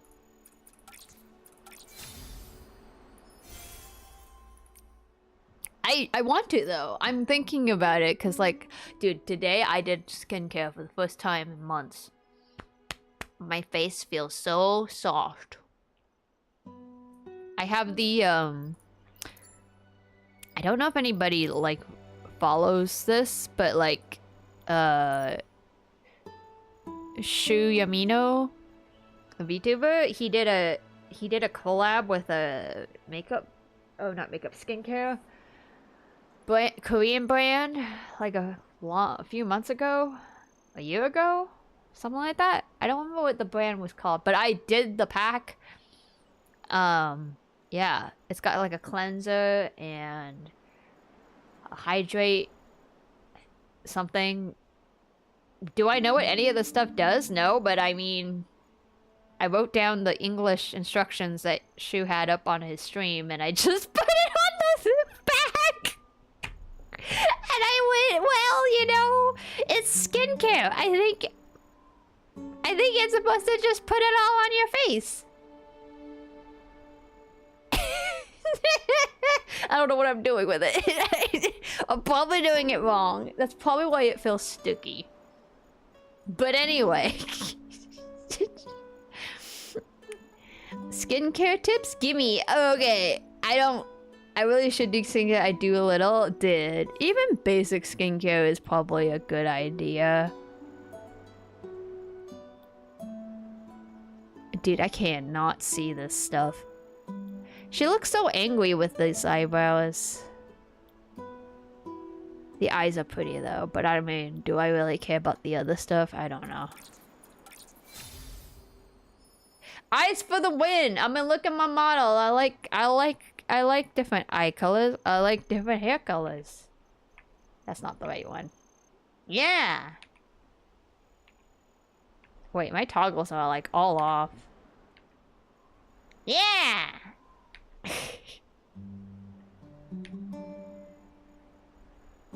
My toggles are like all off. Why is this one on the wrong key number? What the frick? Alright, well, I'll have to fix that at some point. But yeah! Hey, yo, in case I don't see you tomorrow. Happy New Year! Happy New Year, Hydra! Woo! New Year's Eve. New Year's Eve. Year of healing! And good things for all. Wait, I can spin. Where's my spin button? Where's my spin button? Oh, that's my bounce button. Oh no, my reset button's not working! Wow! Yay! I can't stop though. I don't know how to stop it. Oh, now I'm bouncing again. Why are my reset buttons off? Oh no. Ah! Ah! Stop. Stop! Where's the reset button? It's 0? I am hitting 0. Uh-oh. No! Stop me! Somebody stop me! Help! I'm so full of energy. No! Help me! Help me, help me, help me, help me. I don't know how to turn it off. I don't know how to turn it off. I can't turn it off. The button's not working. Why is the button not working?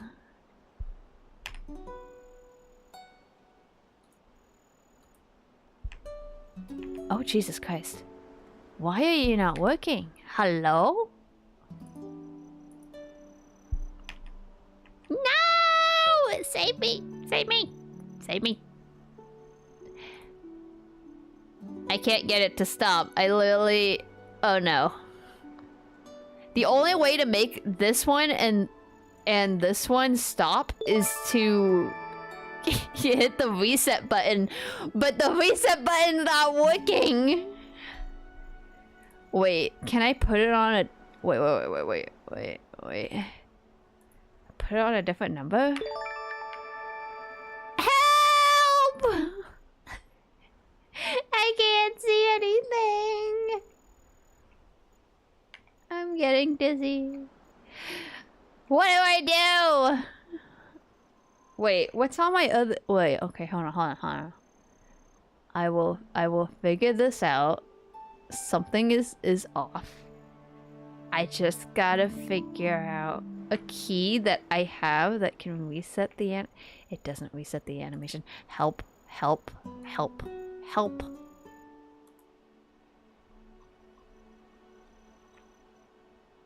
do I stop it?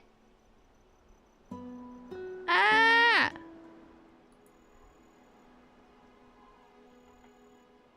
No! Oh, Jesus Christ. Why do you no work?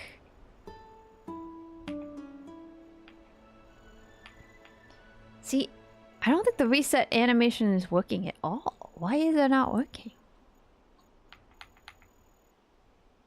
Stop! I don't know what happened. I don't know why it's doing this. Ack. Well, I could just jump for the rest of the stream.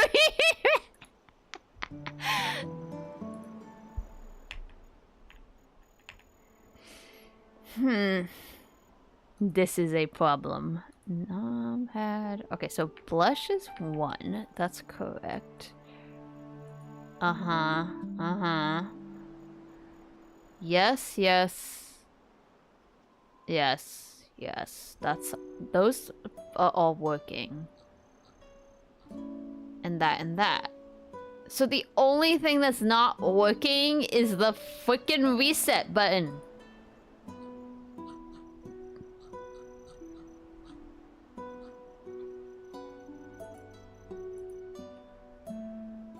Why can't I just hit it? Why can't I just hit the button? Oh, no. Don't do that.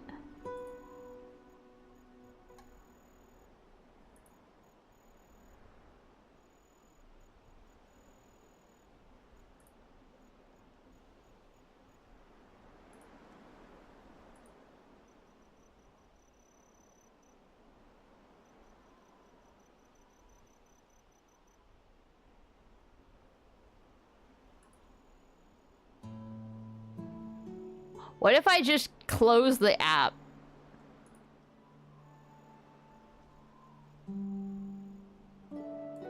Okay, hang on a minute. I'll be back.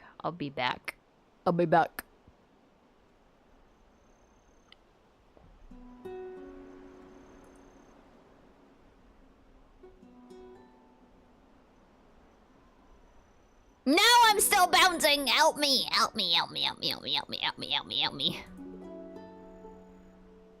If I switch models, does that do anything?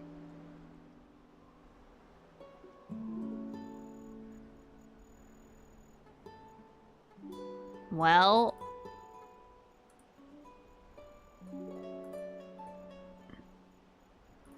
If it's still bouncing... I swear to God! Oh, Jesus Christ.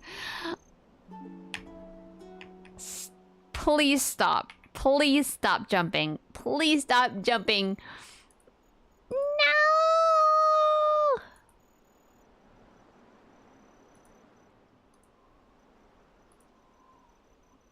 I did it. I don't... What the heck? What the heck? What the heck? Wait, now I gotta reset how big I was. Okay, alright. What y'all talking about while I wasn't paying attention?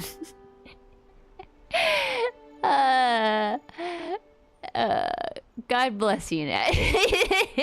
Thanks, Hydra. There we go. Woo, it's non-stop spinning. I am excited, but also I was panicking. Someone stop it. Also, thank you, Hydra, for the gifted 2 tier 1 subs. Hey, 2 gifts. I should come up with a different thing for that. But thank you for gifting Anti-Neko and Raftalia the subs. Hey, welcome, welcome. Choose between the spin or the bounce. Don't get dizzy, you can take it.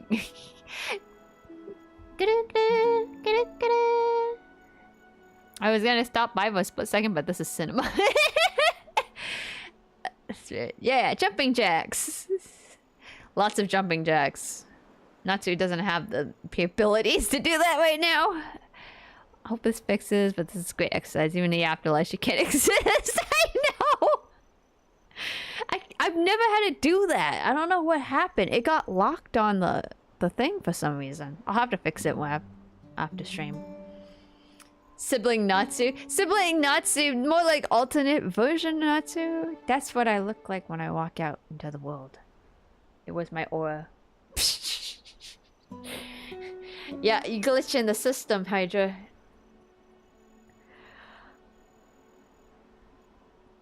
And now Natsu is tired. Okay.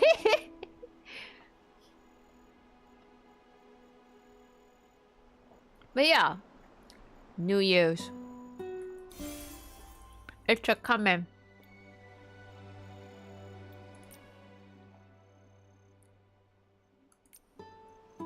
Okay, alright. What is the events actually? Because I didn't look at them before I joined into that. Oh, hey, I get more stuff.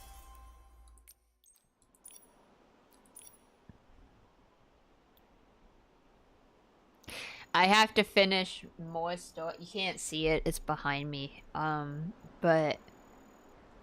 Wait a minute. The screen is too big. Oh, I'm so sorry. I'm so sorry. I'm so sorry. You guys have been watching the game and part of it was cut off this whole time? Jeez. Nobody said anything. Anyway, as you can see at the bottom, it does say to complete a specific quest. Dude, I thought I checked to see if the game fit and I didn't realize it was not the right size. My bad.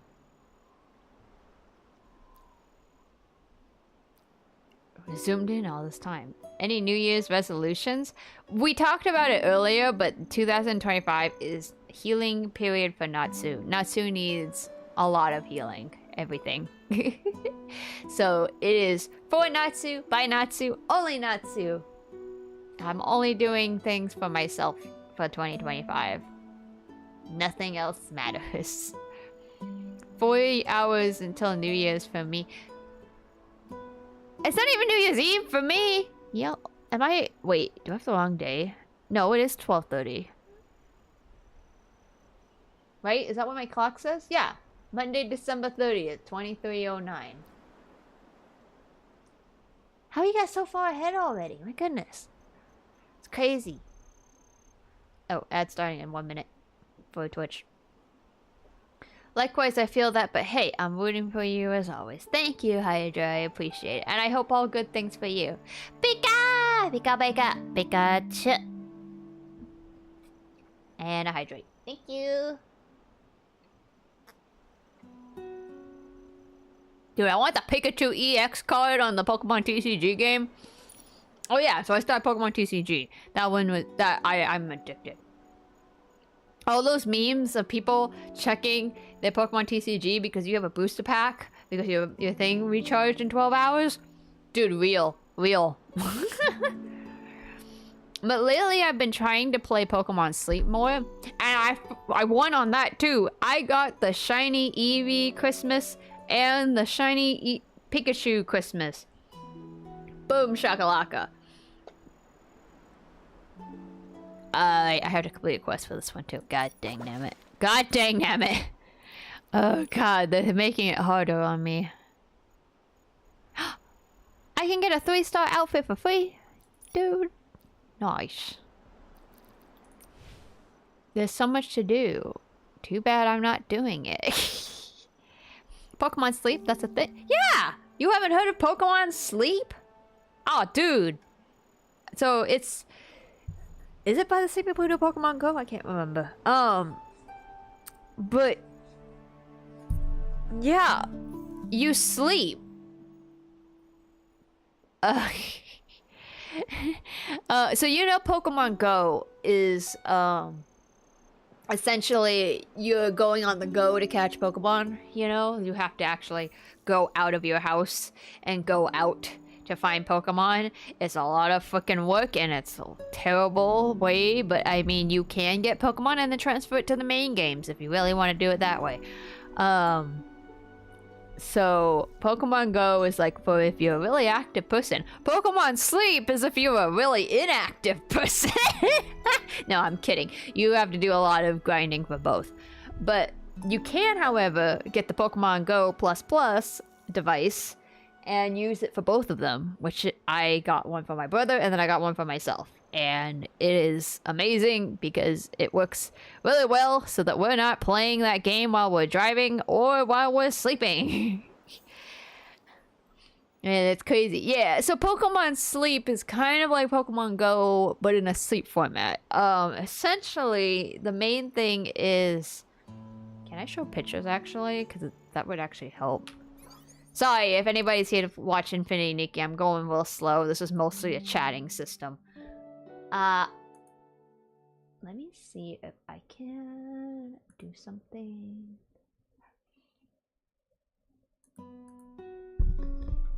Oh, you know what? I'll look up some pictures, maybe. Hopefully this comes up right. Oh, no, wait. You know what? I love watching the trailer for it. I think that'll be a good idea. Good. I'm not trying to advertise Pokemon Sleep here, but like, it's no good way to explain it unless I just show it. Do I still have... No, I don't. Okay, hold on. Let me make a thing.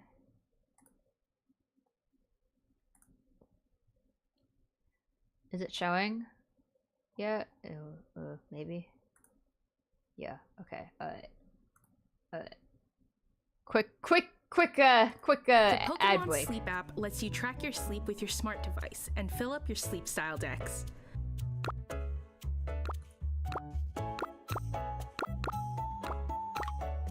Each species has multiple styles. For example, Pikachu has droopy-eared sleep, curled up sleep, and electrifying sleep. The more sleep you get, the more progress you can make on your sleep style decks. By day, try giving Snorlax berries and making it food and drinks. Feeding Snorlax will increase its strength. So you have to actually do that all day. If you get lots of sleep, your sleep score will be higher. If you sleep less, your score reflects that too. Your sleep score multiplied by Snorlax's strength will decide its drowsy power. More drowsy power means more Pokemon may gather. And those drowsy powers Sleep sucks. is key to studying lots of sleep styles. Each week, you'll partner with a Snorlax that will grow bigger over time. As it grows, so will your chance of seeing rare sleep styles, especially if you get regular sleep. You can do more than just track each night's sleep. You can see what time you woke up and went to bed each night, and other information about your sleep. You might get a sense that you toss and turn a lot, like Togepi in its rocking sleep style. You can also listen to recordings of sounds you made in your sleep. If you're having a noisy night, like Jigglypuff with its singing sleep, then you'll know it. Yeah, okay, so that's a creepy feature that they have, actually. What sleep type you were on a given night? And that's also Were you complete dozing type? BS. Snoozing? Okay, so that's like the gist of it. type, or slumbering type. There's 3 types, Depending on your type or a that night, balanced type, which you different get all Pokemon of them. will gather. Lastly, some small things to be aware of. We'll illustrate them with Pokemon's sleep styles. Just like Raichu's grounded tail sleep, keep your smart device plugged in while you sleep. Leave your screen on like Mareep's tail in blinking tail sleep. And like Wartortle during flattened So sleep, this is leave the your big device security face down. problem. Don't worry, most screens will go dark on their own.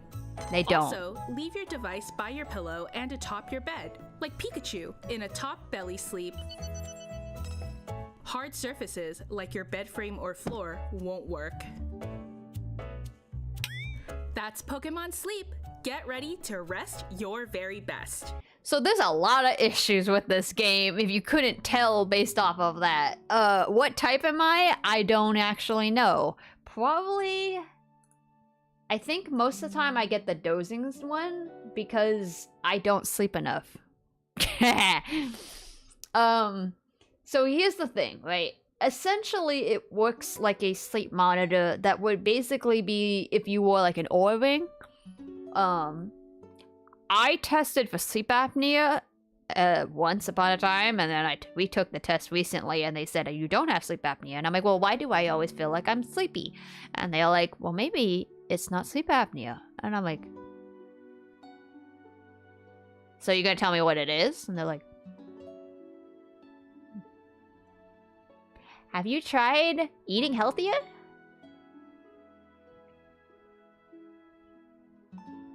So anyway, so I was doing a very helpful input. I know, right? That's, you know how long it took me to find a doctor that would even not just tell me, get more exercise. And I'm like, dude, I've had this problem since I was 5. You can't say that I wasn't getting enough exercise in PE. Like, what?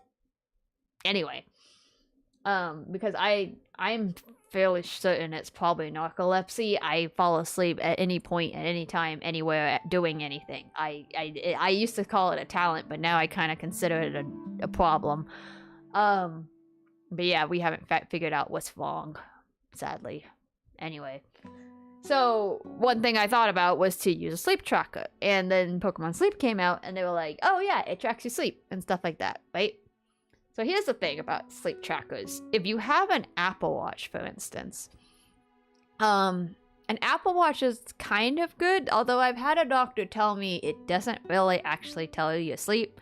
Your best option is to get an Oura Ring, because an Oura Ring, it checks your oxygen intake. So for like sleep apnea, it's good because it'll tell you if your oxygen dropped at any point during the night while you were sleeping.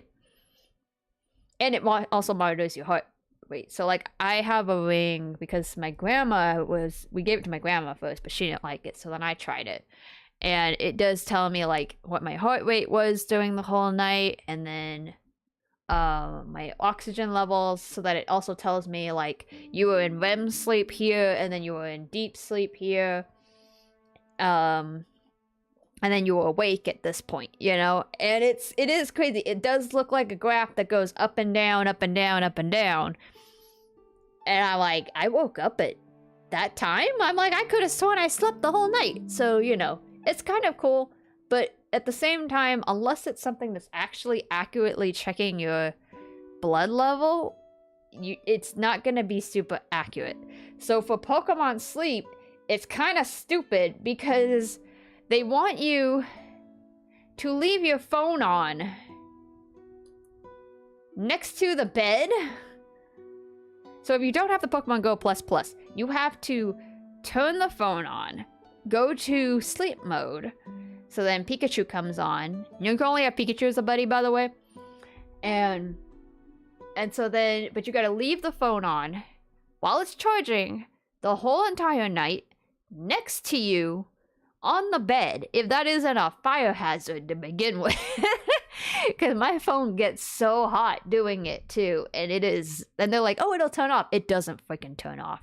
That's kind of, yeah, it's like, Yeah, it's the fire hazard. Everybody said at the time the game came out, they were like, you want me to keep my phone on the whole night while I'm in bed? So what it does is it monitors your sleep based off of how much you move around at night, which is really stupid.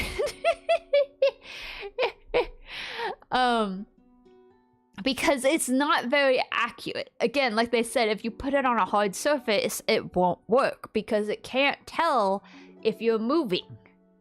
And the other thing that they most said with the phone version is you can hear... Where was it? They will... If you set it... you can turn the setting off if you don't want to. But if you set it... If a sound gets above a certain level, so like if you snore a lot, or you shuffle so much that the bedding makes enough, like, you know, like crinkling noises next to the mic, it will make a recording of that for like 5-10 seconds. These recordings get deleted after you do your after you do your sleep report, but like, it's creepy as heck. I was like, dude. And I did it the first few nights, and 90% of the recordings were just like, you know, like shifting. You could hear my blanket moving around, but it was just like, no, it wasn't more than 10. It was not that much, honestly. But because it has to reach a certain decibel to make it go off for a recording. So it's it's specific. If I put the phone far enough from the pillow that I'm sleeping on, like if I have it on the mattress, but I'm sleeping on the other side of the mattress or something, right? It's not gonna hear it because it's not loud enough. If I really move and I like throw the blanket up and then I bring it back down or something and I go, or something like that, you know, like loud enough to make it go off, then it'll record it. So it doesn't record too many, to be honest, as long as you're not a giantly loud snoring sleeper, or you don't sleep somewhere that there's a lot of noise going on. You probably won't get that many recordings, but it is very interesting. But yeah, that was very weird. But then if you get the Pokemon Go Plus device, that makes it a little easier. For one, you don't need the phone on, and you don't need to be using the phone the whole time for your sleep. Instead, you hit the button on the Pokemon Go Plus, which is just this little like Pokeball with a button in the middle. You push that, Pikachu sings you a lullaby, which apparently you can't turn off, because I tried the other day and I thought I could, but you can't. So every time... Here, I have it with me, wait. I think.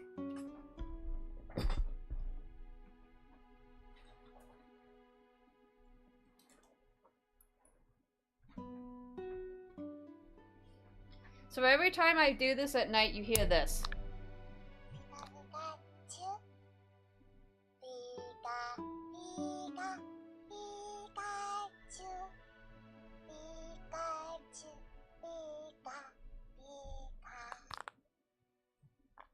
And sometimes it changes depending on, like the more you do it, the more your friendship grows with him, and then he unlocks more sounds.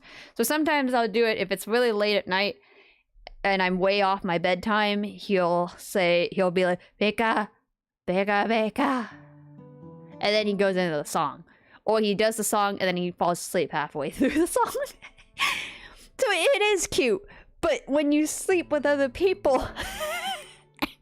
It sucks. Because it's so loud. And I took it with me. Like, I've done it at my grandma's when I've stayed over to watch her. And I'm like, oh, hang on a second, Grandma, I have to set up the Pikachu thing. And I set it up, and I turn it on. And so then she and my aunt have to just sit there in the dark listening to Pikachu's go, Pika, Pika, Pikachu. And I'm like, dude, Pikachu, shut up. And then when you finish it, you hit the button again and hold it down. And then he goes, Pika, Pikachu. You know, like the Pokemon Center sound. And and if you don't wake up, if you set an alarm for the morning and you don't wake up in time, he does his alarm, which is the most annoying thing ever. I set up the alarm and I took it with me when we went on our trip for Hawaii, and me and my brother shared a room. The thing is, Pikachu's alarm for waking you up is several different sounds. One of them is him electrocuting you.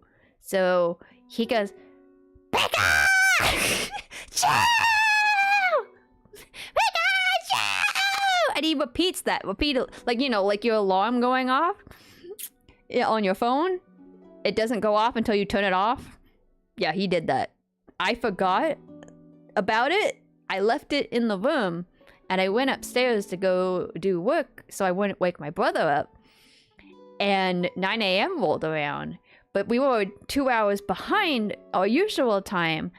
So Pikachu went off at like 7 a.m. instead of 9 a.m. And I didn't go down to fix it because I couldn't hear it where I was. And so my poor brother was subjected to hearing Pikachu screaming at him for like 5-10 minutes. Yeah, I turned the alarm off after that.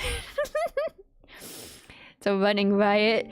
What did they say, if you don't mind sharing? No, they were cool. My grandma and my aunt don't mind. My aunt thinks it's cute to hear the Pikachu lullaby thing. I just try to make sure to do it before they're both asleep so that it's not like waking them up or something. Oh my god, throwing Pikachu at that point. I know, it's a little annoying, but like it's better than putting a hot phone on your bed, you know? So the only problem with the Pokemon Go Plus Plus is similar to the phone. You have to have it on your pillow or you have to have it on your bed. And if you don't have it close enough, it doesn't read it properly. It's very bad at reading. And it doesn't have a voice mic, so you don't have the recordings, which is kind of nice. Then you don't have to worry about it recording something. And you can use your phone at night.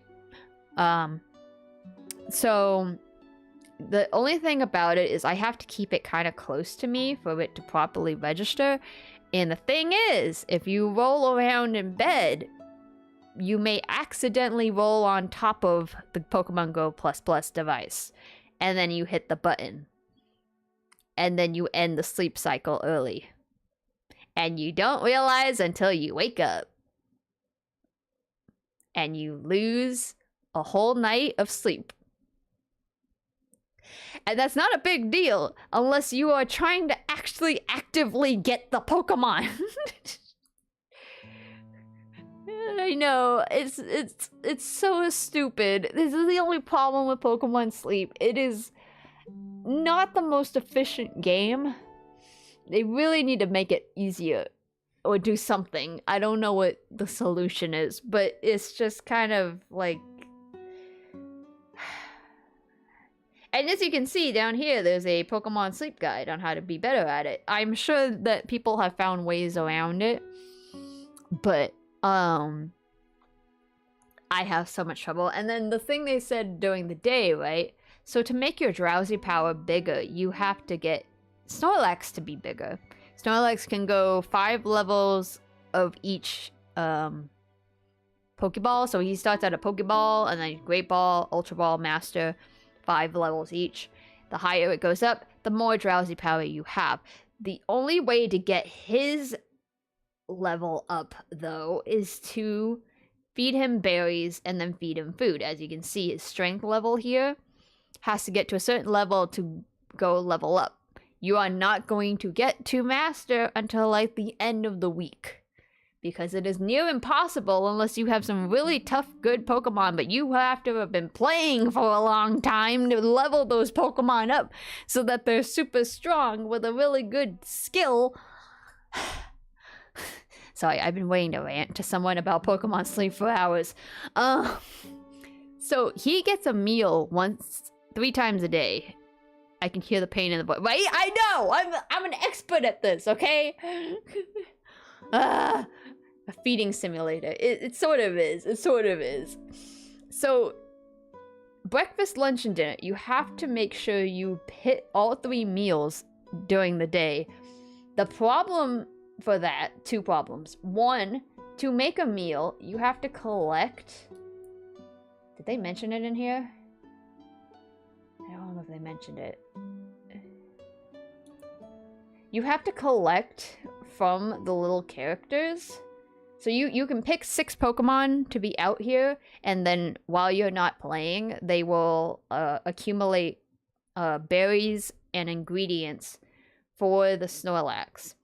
You need to get the max amount that you can put in the pot, which the pot you have to expand, which means you have to boost your level up to get to that. But anyway, you can only put so many ingredients in there, and then if you make certain recipes, it's even stronger, but you'd have to have the exact recipe ingredients for that. Every Pokemon only has one specific ingredient and berry that they can do, and know all the basic ones that you can get if you only do the amount of sleep that I do are not great. And the breakfast is from like 6 a.m. to 11:59 a.m. and then lunch is from 12 p.m. to 6 p.m. and then 6 p.m. to 4 a.m. If you miss the time, you miss the meal, and that costs you a big boost to Snorlax's strength so that you won't get to master by the end of the week. And it sucks. And when you have a limited time event like the Christmas one, it really matters. I've been doing this for a week, guys, okay? This has been killing me. This has been killing me. I not only had to make sure this puppy was okay, I had to also make sure my Pokemon's sleep was working.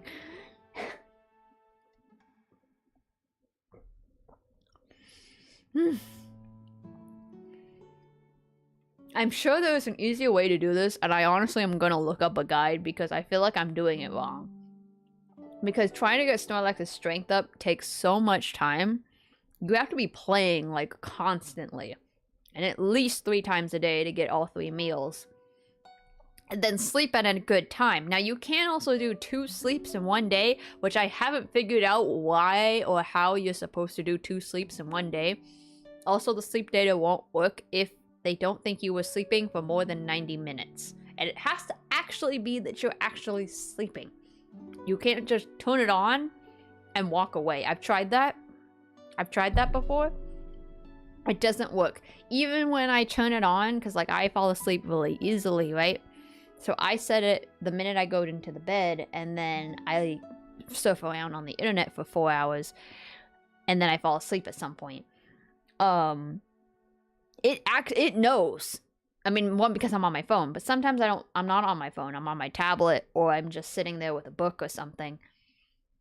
It knows. It knows I was awake for like 2-3 hours after I hit start, and it won't count that as part of the sleep. It'll say you only you went to bed, you started it at 1 a.m., right?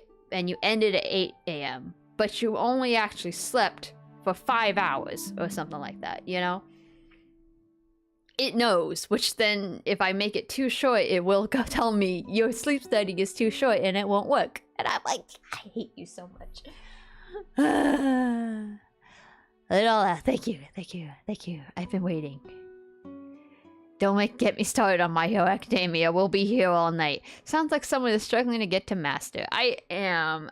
I can get to master in this area because also there's several different areas, and that regulates what kind of Pokemon you get.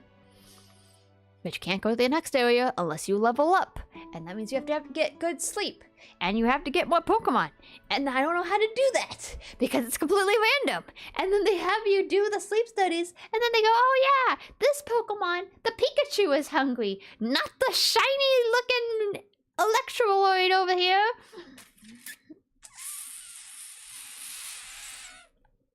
I can't. This game will go... I told you, this is not a promotion. This is a rant. If you really don't care, it's not like you can transfer these Pokemon like in Pokemon Go to the main games or anything. So like if you don't really care about collecting, you don't really care about getting all the stuff, this game's a piece of cake. You log in 3 times a day for breakfast, lunch, and dinner, and you record 1 hour your sleep time at night. Easy. If you want to be a master at this game, though, there's a lot of issues. And they don't make it easy for you. But I do like that I can do this all in one place in my room and not have to leave my house at specific times to run to a raid and then use another app to try to get to a remote raid so that I can get a Pokemon and then have a like 2% chance of actually catching the Pokemon.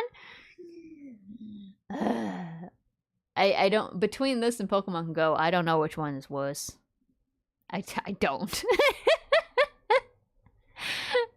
My brother handles Pokemon Go. I don't know how he does it. And then I found out one of my other friends, she started this year and she's like 20 times ahead of me. I've played since the beginning of Pokemon Go. Granted, I took a break, but like she's got like almost the whole thing. And I'm like, dude, what the heck? She's like, I get out a lot. I'm like, I guess so. So this works better for somebody like me who doesn't want to go places to play a video game. But God, it's a struggle. They need to fix so much of it. It's just weird. There's gotta be an easier way to do this. I just can't think of what it is. Doggos are great though. Doggos are great though, except for the puppy I had to watch, which you'll have to rewatch the beginning of this because I'm not gonna go back into it. That's an insane for a game about sleeping. Are you trying to get on a Master Ball? The Master Ball is just so that his drowsing power is stronger, so that I get better catches. So see how this one's green? So there are all Pokemon, regular Pokemon have 3 different versions. Actually, it's 4 technically, but I haven't figured out how to get the 4th version. But there's 3 different versions of them sleeping. It's supposed to be like, this is their, dozing sleep. This is their slumbering sleep. This is their snoozing sleep. So yeah, you see it says like Diglett snoozing, above sleep, 2-star, right? If Snorlax's drowsing power is stronger, then you have a higher chance of getting more Pokemon to show up. So you can see you can get up to 1, 2, 3, 4, 5, 6, 8 Pokemon to show up, but also that you have a higher chance of getting a rarer sleep style. So not the 1-star, but the 2-star, 3-star, and you need to learn a lot of those sleep styles in order to progress in the game. So, oh yeah. Like how they show that they have different, like he has snoring and then snoozing and then, yada yada. Show us your collection. I want to see. I would, but it's on my phone and I can't mirror my phone to the PC, unfortunately. That's why I'm using this as an example. If you want to catch them all, it's a thorn. I see. I was on a hunt to finish the whole Pokédex on the main games, but I stopped halfway and now I can't remember where I've been, but I'm tempted to get back into it next year or this year. Upcoming year. I just have to remind myself what I have and what I don't have. Pokemon was gonna hit back in high school. I remember my track team would bring their phones and catch Pokemon while we ran. Yeah, it was, man. It was. I remember when Pokemon Go first came out too, and people were playing it constantly. It's changed a lot. I think they've made a lot of better developments that makes it more doable, but like it's still a grind. It's still such a grind. Like, even when I watch my brother and stuff, he has to go so many times to different places. He's like, oh, I gotta go do this raid over here. I gotta do this raid over there. I gotta do this event. This is a community day. Blah, blah, blah, blah. So, yeah. I like it because, like, if you need to get a Pokemon that's hard to get in the main games, it's good. And you can get, like, a lot of shiny Pokemon out of it. Like, There's several paid masterworks that you can get for shiny legendaries and stuff. But I don't know. I don't think it's worth it sometimes. I really don't. It's just so much work. It is a lot. It is a lot to manage, for sure, for sure. I think both this and Pokemon Go are hard to manage, but I've never liked Pokemon Go for that specific reason. I am only playing it currently because I want to finish the freaking shiny Mew event thing I bought. But I have to get a Platinum Kanto medal. And the only way I can do that is if I own every single Kanto Pokemon. And my friends have helped me get all of them. And I was like, oh, I just need Horsey. And I got Horsey because I had an event for Horsey. And I did it. And I went, yes, I have all the Pokemon. And I'm like, where's my Platinum medal? And I didn't know where it was. And then I was like, what? Why do I not have a Platinum medal? What happened? I thought I have it all. And I had to look it up. And freaking Google said, no, you need to have all 151 Kanto Pokemon. Including all the legendaries. So, that's Articuno, Zapdos, Moltres, Mewtwo, and Mew.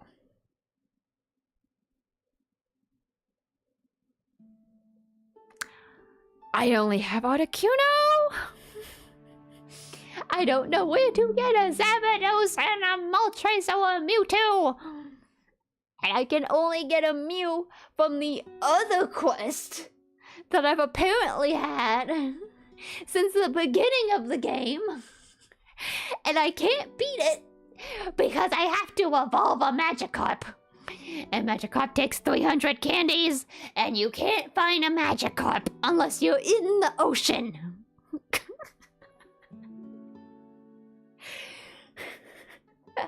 And I did evolve a Magikarp because they give you 300 candies. They did it one year so that people could finish it. You know what I did? I evolved the freaking Magikarp before I had the quest.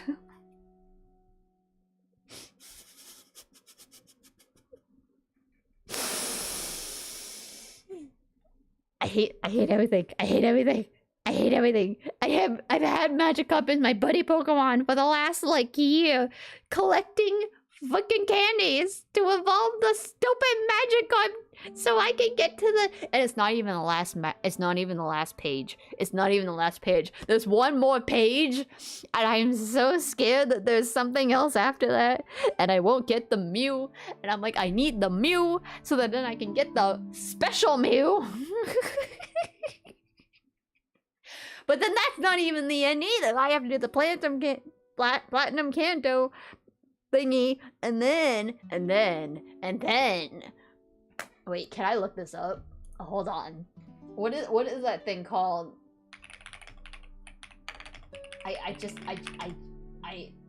Listen,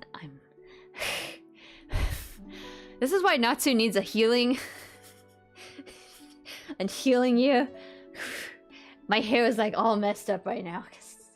Oh my god. Oh my god.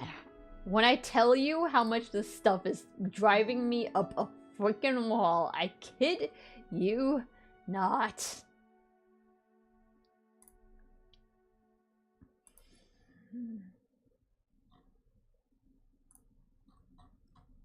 Okay, so this is the steps for the shiny Mew, right?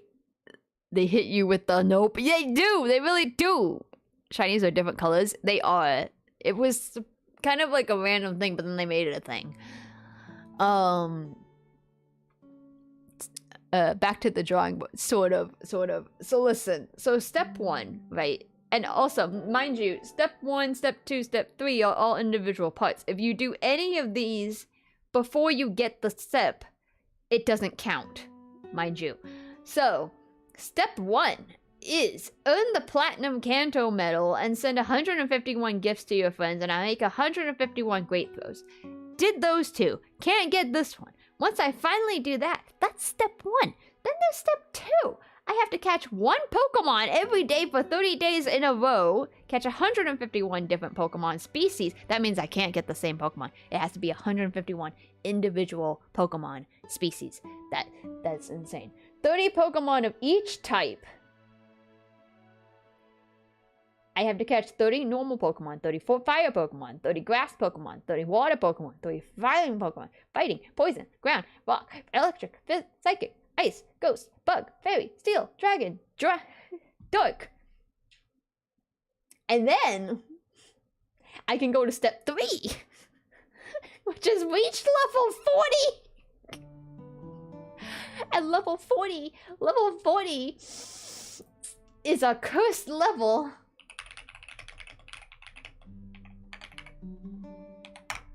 Because that is when the game finally goes, in order for you to get anywhere to level 40 or level 50, you have to do requirements. And what is one of those requirements? It's catching a freaking Eevee in every evolution. I think I can get to 40 though, but after 40 you have requirements. It's like, no, why? Huh. Then you have to spend 151 Pokestops, do 151 field tasks, walk a total of 151 kilometers, and catch 1,510 Pokemon. And then I can have my shiny Mew that I paid money for $5. When was this article published? Last year. And that was a rerun.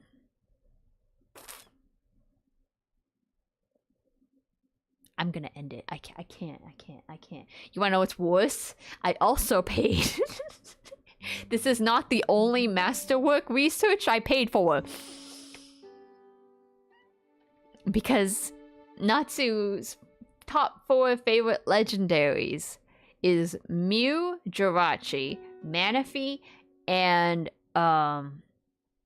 Celebi. Now, I have the shiny Celebi. I did finish the shiny Celebi one. That one was not that difficult, but I think I just bought the Jirachi one. I don't think they have a Manaphy one, but I've heard news that they might do it eventually, because shiny Manaphy is almost near impossible to get unless you have the really old Pokemon Ranger game. Which is weird. Anyway. Yeah, this came out last year too. Shiny Jirachi reward. You got 6 tasks. 385 Pokemon from each region from Kanto, Johto, Hoenn.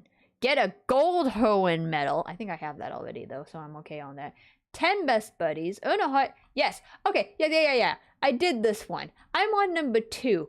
I can't for the life of me earn a heart with my buddy for 20 days in a row. The buddy Pokemon is a Pokemon that you can pick to go with you, and you feed it berries so that it will go with you. You can also pet it. You can take a picture of it. You can battle with it. That gets you hearts. You get hearts enough, it becomes a best buddy.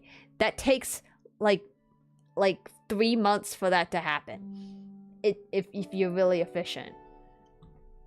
It's not easy. It's not quick. Getting to 10 of those takes forever. But what's even worse for me, this is not difficult for a lot of people, but for me, trying to earn a heart with your buddy for 20 days in a row, when you're someone like me who has time blindness, Jesus Christ, I can't even with you guys. I can't. I literally every day I go, did I do this or did I not do this? I can't remember. And then the next thing I know, it's reset. And I check it and it goes, you lost your streak.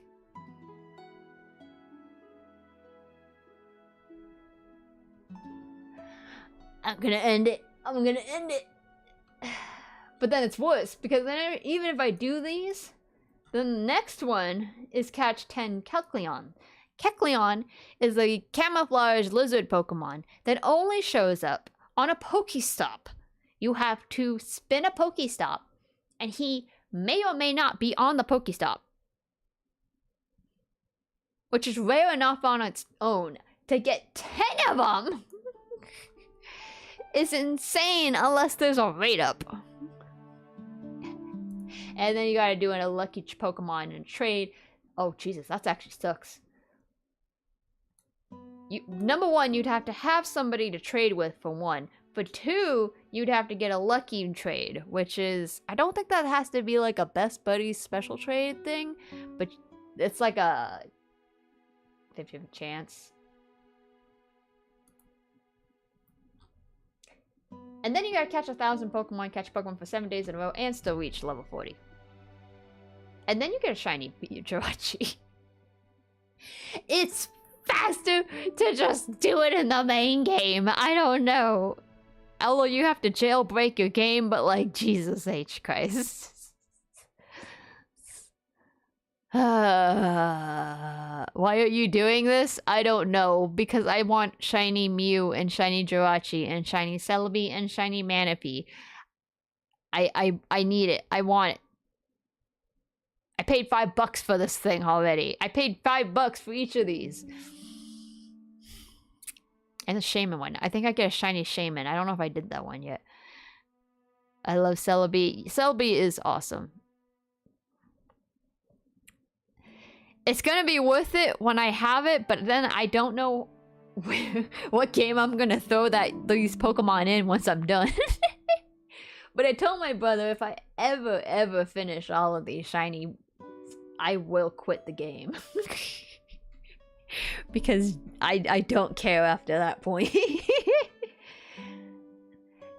I'd rather just try to get every Pokemon regularly in the game. I'm not like a shiny hunter, so I don't need to get every shiny Pokemon. I only want the shinies of the ones I like. So, yep. You're gonna be putting that on the top of your resume because they'll know you have extreme patience. For real, for real. Yeah. Pokemon Go is a commitment. So is Pokemon Sleep. Which honestly, Pikachu's gonna tell me to go to bed soon. Anyway.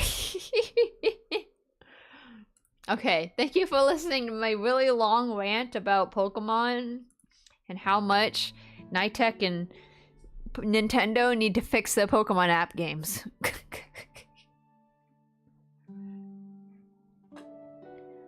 Oh. Okay, what were we playing? Infinity Nikki?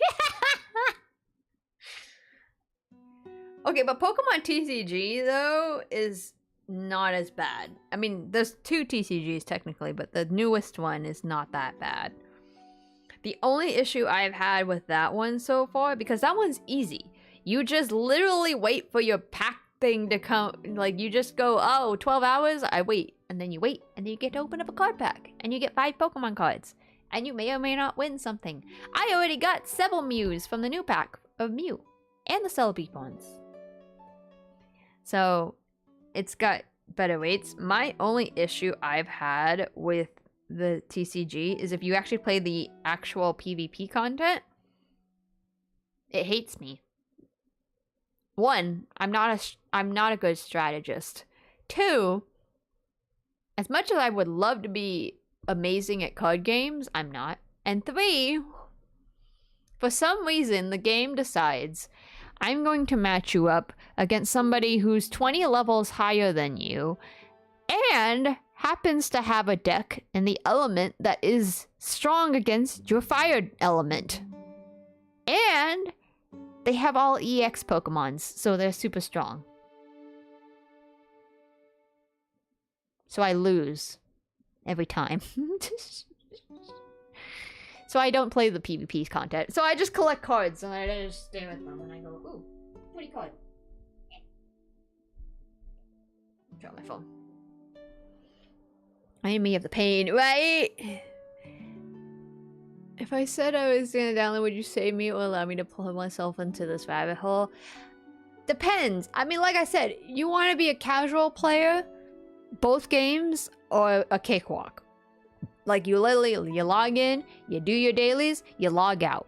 Easy pie. If you don't care about collecting, if you don't care about getting all of the best stuff, if you don't care about stats, or PvP, or meta, or whatever, easy game, quick little thing, cute Pokemon. You can get Pokemon, add it to your attach to your Nintendo Switch account. Drop them into Pokemon Bank. Move them over to Pokemon main games. Easy put as pie. MMR is not good. Just good to know. Dude, that's why I couldn't get into Clash Royale. Ah, choo-choo. I uninstalled so fast. Yeah, it's like PvP. When you play against a game that PvP is... Dude. Actually. Oh my god. Fire Emblem Heroes is... like the only game Nintendo has. Like, I mean, there's Mario Kart Tour, but does anyone actually even play that anymore? I thought they were just kind of rerunning events all the time. And Super Mario Run, I don't know if that one still gets updated either, but it's 3.7 out of 5, so I'm gonna say no.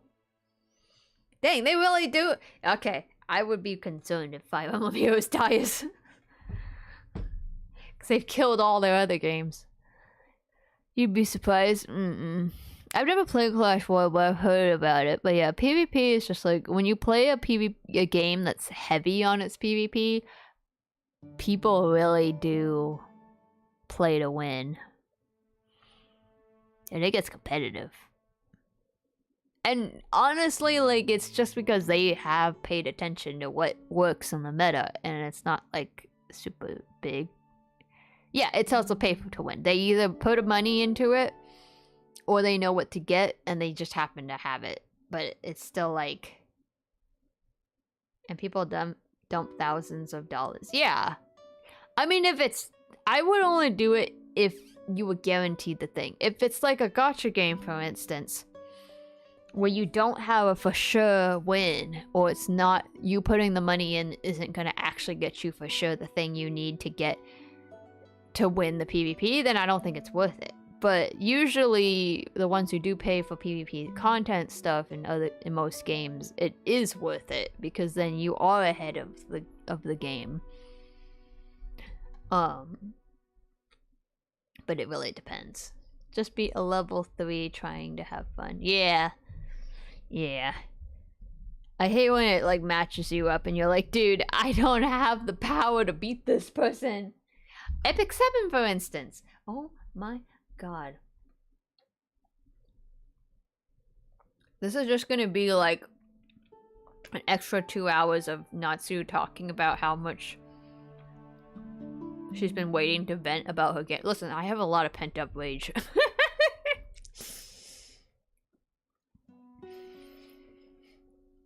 Epic 7 changed their PvP content for Arena. And I love it because it's a lot easier than it used to be. That being said, I am 50 points away from getting to Champion 4, 5, whatever the bottom part of Champion is. And I can't for the life of me get there because they keep giving me hard people. And I'm like, dude, I don't have the team for this stuff. I got this far because I was fighting random small people you gave me. But my whole guild is in Champion bottom. And I went, man, let me in. Just let me win.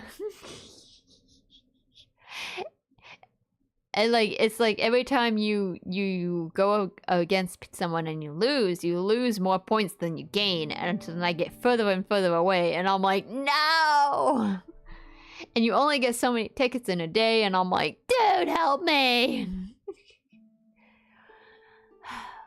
But it drives me insane because it's like, when you get high enough in the PvP in Epic 7, or you do the World Arena where the real players play, like, everybody has all of the meta characters, and they have all of them built to a T.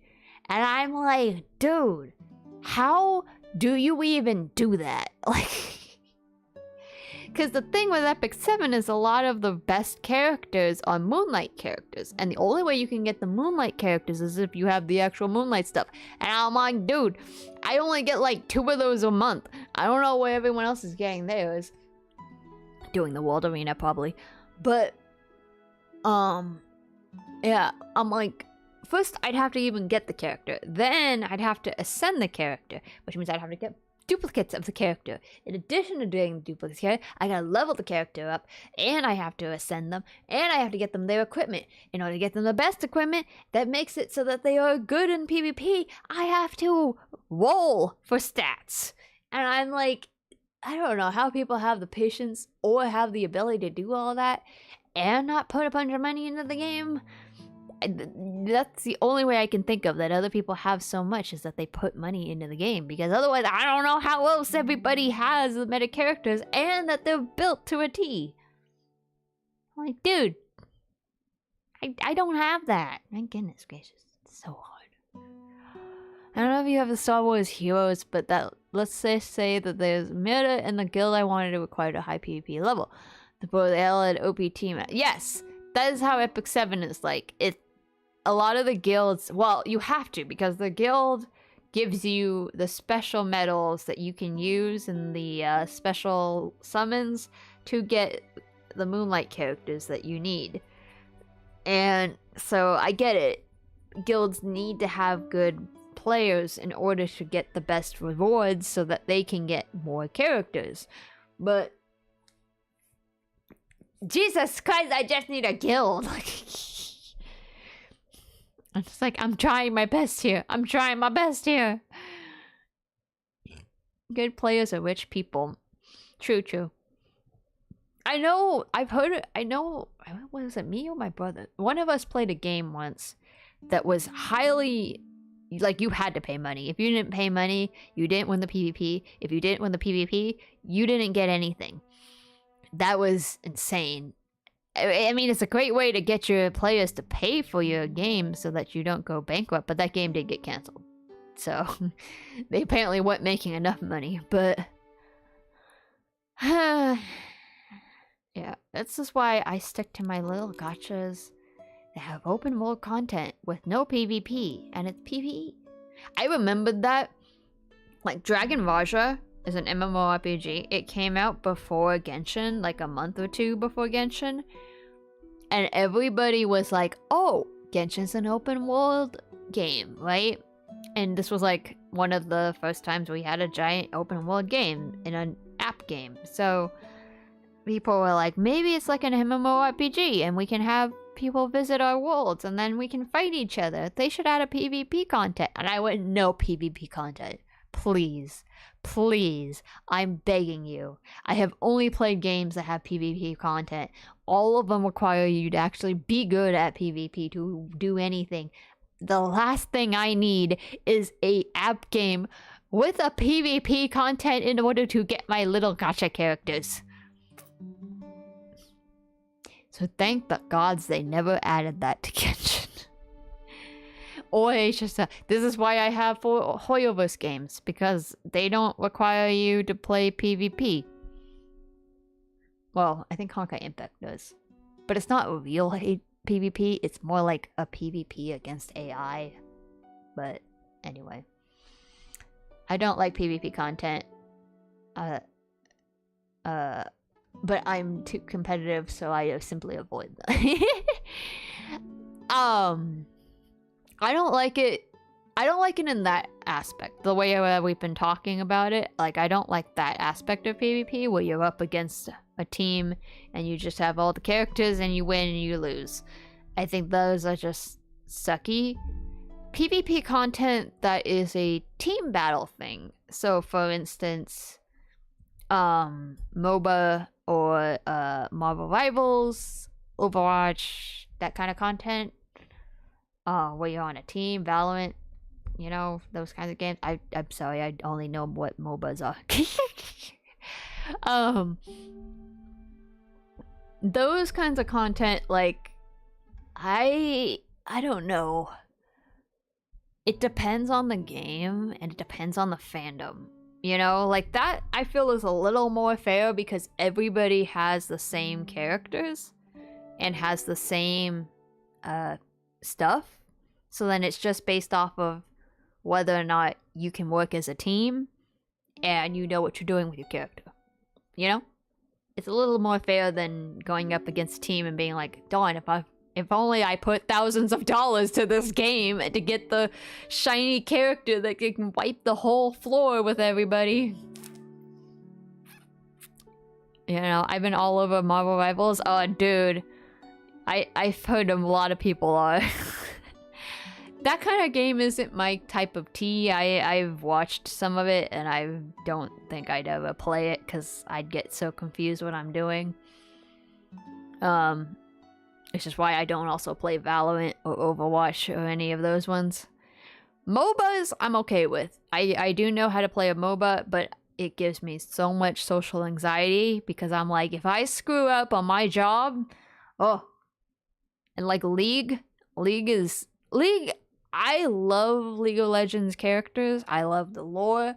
Arcane was amazing. I love KDA. I love their promotions. I love their animations. I think, you know, everything about the League world is great. The game itself, not so much. Hop on the bandwagon. You don't gotta be on it. It's real fun. I don't really want to play it at all. And that's the most important part. I'm cool. I'll watch people play it. I don't really want to have anything to do with it. But, you know, never know. That could change. And thank you for the hydrate. Posture.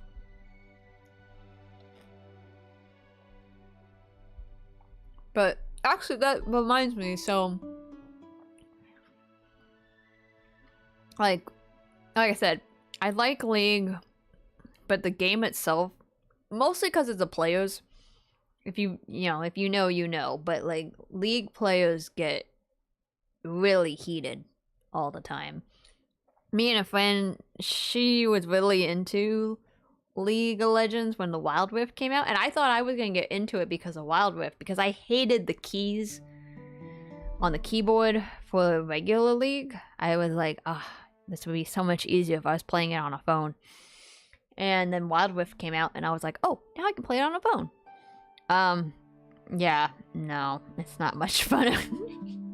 I know League brings something out of you you never know existed. I love it. Nasu was able to yap your hearts again. Dude, my throat's gonna hurt tomorrow, though.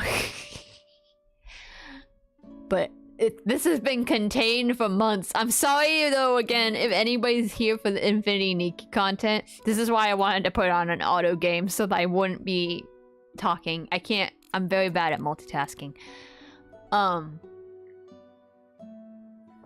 like... What was I talking about? Oh, yeah. League, I mean, for me, it doesn't bring out something out of me. I mean, I'm just trying to do my job. You know, if I'm mid lane, if I'm bottom, like, I'll do it. I really only know how to play mid and top. No, sorry, mid and bottom. I don't know how to really do, roaming or jungle or top. I've done top a couple times, but top is harder than middle and bottom for some reason. And then I don't have any idea what I would do if I was a jungler, so... But, yeah, she was good at support, I was good at bottom, so we would just team up and go bottom lane. And, yeah. We were okay, like, we could get the job done, but we weren't great, you know? So, we had plenty of times when we did matches, and people were like... like, Seraphine, why are you not supporting? You're just supposed to be the healer. And my friend's like, dude, I'm trying. And he's like, well, you should be doing better. You guys, you got like 10 deaths. I'm like, dude, lay off. we're just working on our area. Like, we can't help it if the other team just happens to be better at the bottom. And it's like, they're like, yeah, well, someone who doesn't have 0-1-0 shouldn't be talking, or something like that, you know? And it's like, dude, we're just trying our best here. I'm trying not to feed the enemy, but I can't help it.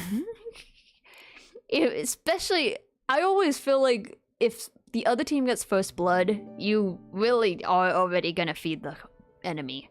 Like, you really gotta make sure you don't die, or else you're just gonna feed, and then it's over. But yeah, but also League itself, the mechanics for its MOBA, because I played so many other ones, is more difficult in my opinion than a lot of other MOBAs. Like, I played Omayoji Arena, which is a MOBA, and then I played Extraordinary Ones, which I love Extraordinary Ones, but they screwed it up for global, so it's not gonna get anywhere. So I'm hoping the open world game for it comes out, because dear God, I would love that. It looks amazing. So yeah, you know what, I'm gonna switch this to just talking on Twitch, just so people don't go, man, she's not really playing Infinity Nikki. Give me a minute. But my favorite right now is, and I'm gonna show you guys after I switch it.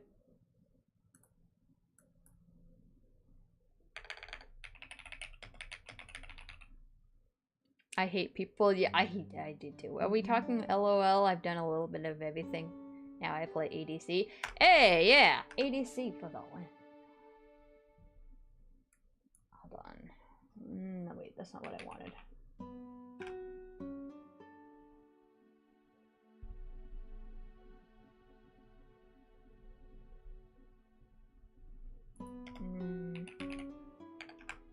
Was it? No.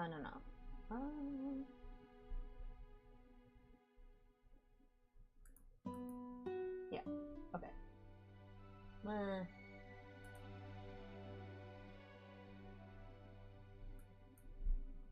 What was it called? Shoot, what was it called? Oh, I can't remember what the game was called. Extra or...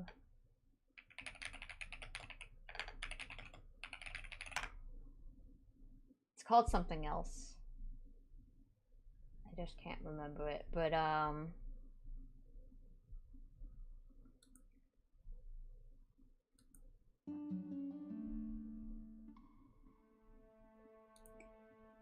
so this is the open world game that, so this is Extraordinary Ones. That was the MOBA game. It had a whole bunch of collabs with a lot of animes in the Asia version, but when it came to global, it didn't do anything. And so now it's like one of the most dead MOBAs ever. So it kind of sucks because it's such a cool game, but they have an open world game that they've had in development. And it's so cool, and I really hope it comes out someday, but it's been like a year. So now I don't know if it's ever gonna come out. I've never heard of this one. Yeah, it's kind of on the down low.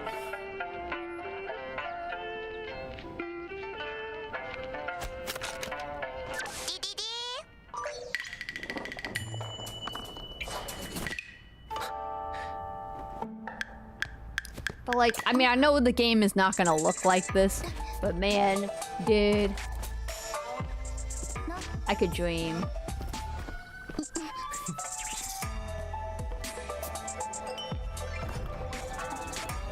It's just the biggest screen.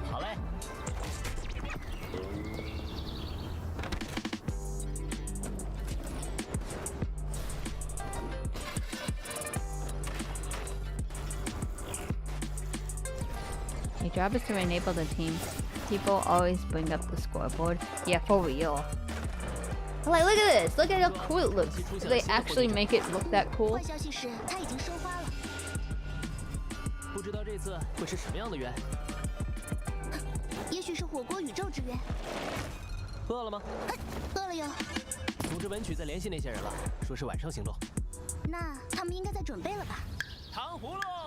So they have several of the characters from the Extraordinary Ones universe, so like these characters are all from the game.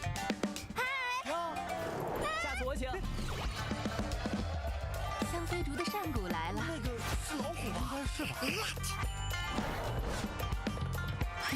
See, this trailer came out last year around the same time as Project Mugen and others, like a whole bunch of them, and it hasn't had anything since. It doesn't even have social media, so I'm like, no, it's never gonna come out. And there's supposedly another game for this that they're also making as open world, but like, I don't know if that's ever gonna happen either. But like, if this ever comes out, I was like, this is my jam.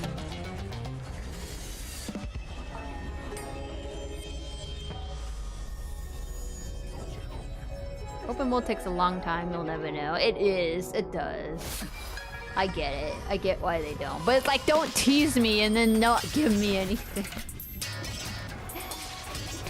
Like Arknight's Enfield. That's been saying they're gonna come out any minute, and it's been like 2 years.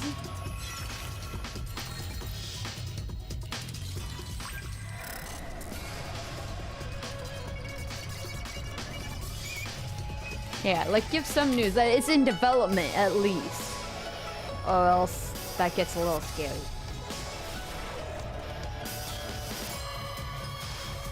I feel like I love the MCs. They're so cool.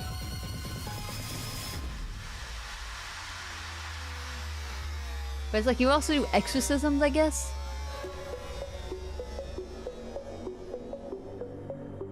So you like there's all these alternate worlds and then you beat the spirit inside of the world kind of thing. But also listen to the music!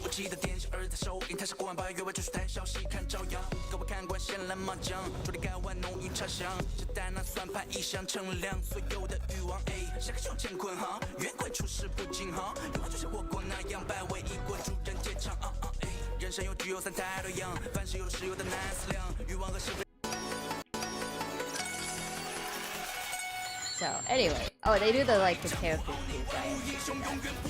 God, they have all the characters.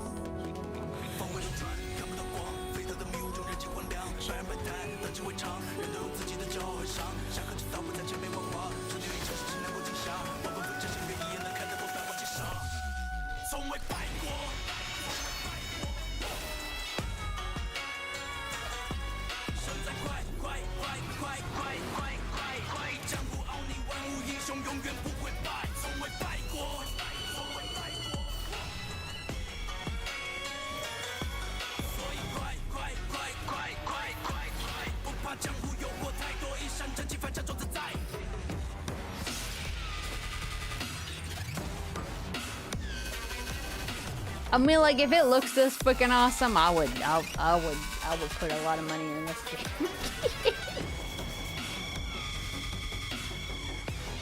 I feel like the game's gonna go through a lot of changes if it ever actually does come out, but like, I can dream.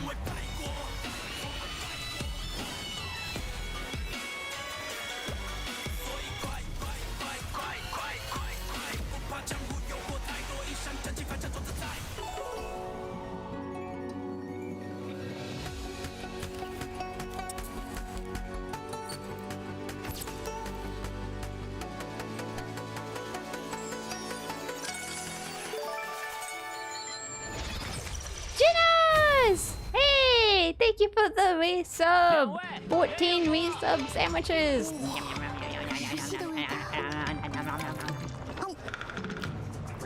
We're talking about games.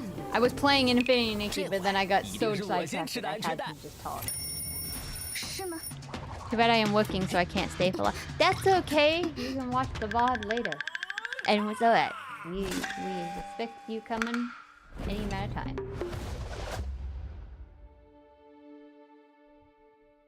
Yeah, so that's Extraordinary Ones, and I think it's called Tians. But then, like, technically, they had this, like, 2 years ago, and it was a completely different game. So it's just kind of like, I don't know what's gonna end up happening with this game, but I play. Because otherwise, the MOBA just doesn't go anywhere, and I'm so sad because it had such colorful characters, and, like, they had a lot of, like, anime cutscene types trailers and stuff and everything, but then just global just died. But anyway, that's against the point. The one I have been obsessed with is Honor of Kings, which released, was it this year? This year or last year? I'm gonna see if I can make this bigger. And now it's covering me up. Hold on. Hold on. I'm gonna close Infinity Nikki. Hold on.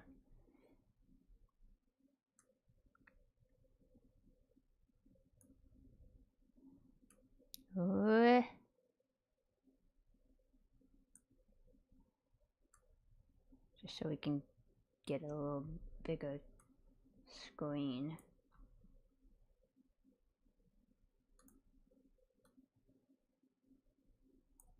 We won't go for much longer, to be honest. I need to probably go to sleep soon. Anyway, that was cool. Yeah. I hope you have a great time. Thank you, Genos. I feel like I'm on a rock with these. Dude, I'm just chronically online.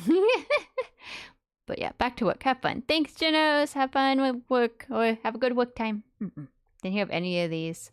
Yeah, so Honor of Kings is a MOBA game, and I guess it's been really popular in Brazil and Asia. It's essentially like League of Legends, just all the heroes are based on like famous heroes, mostly Chinese, but they have other ones like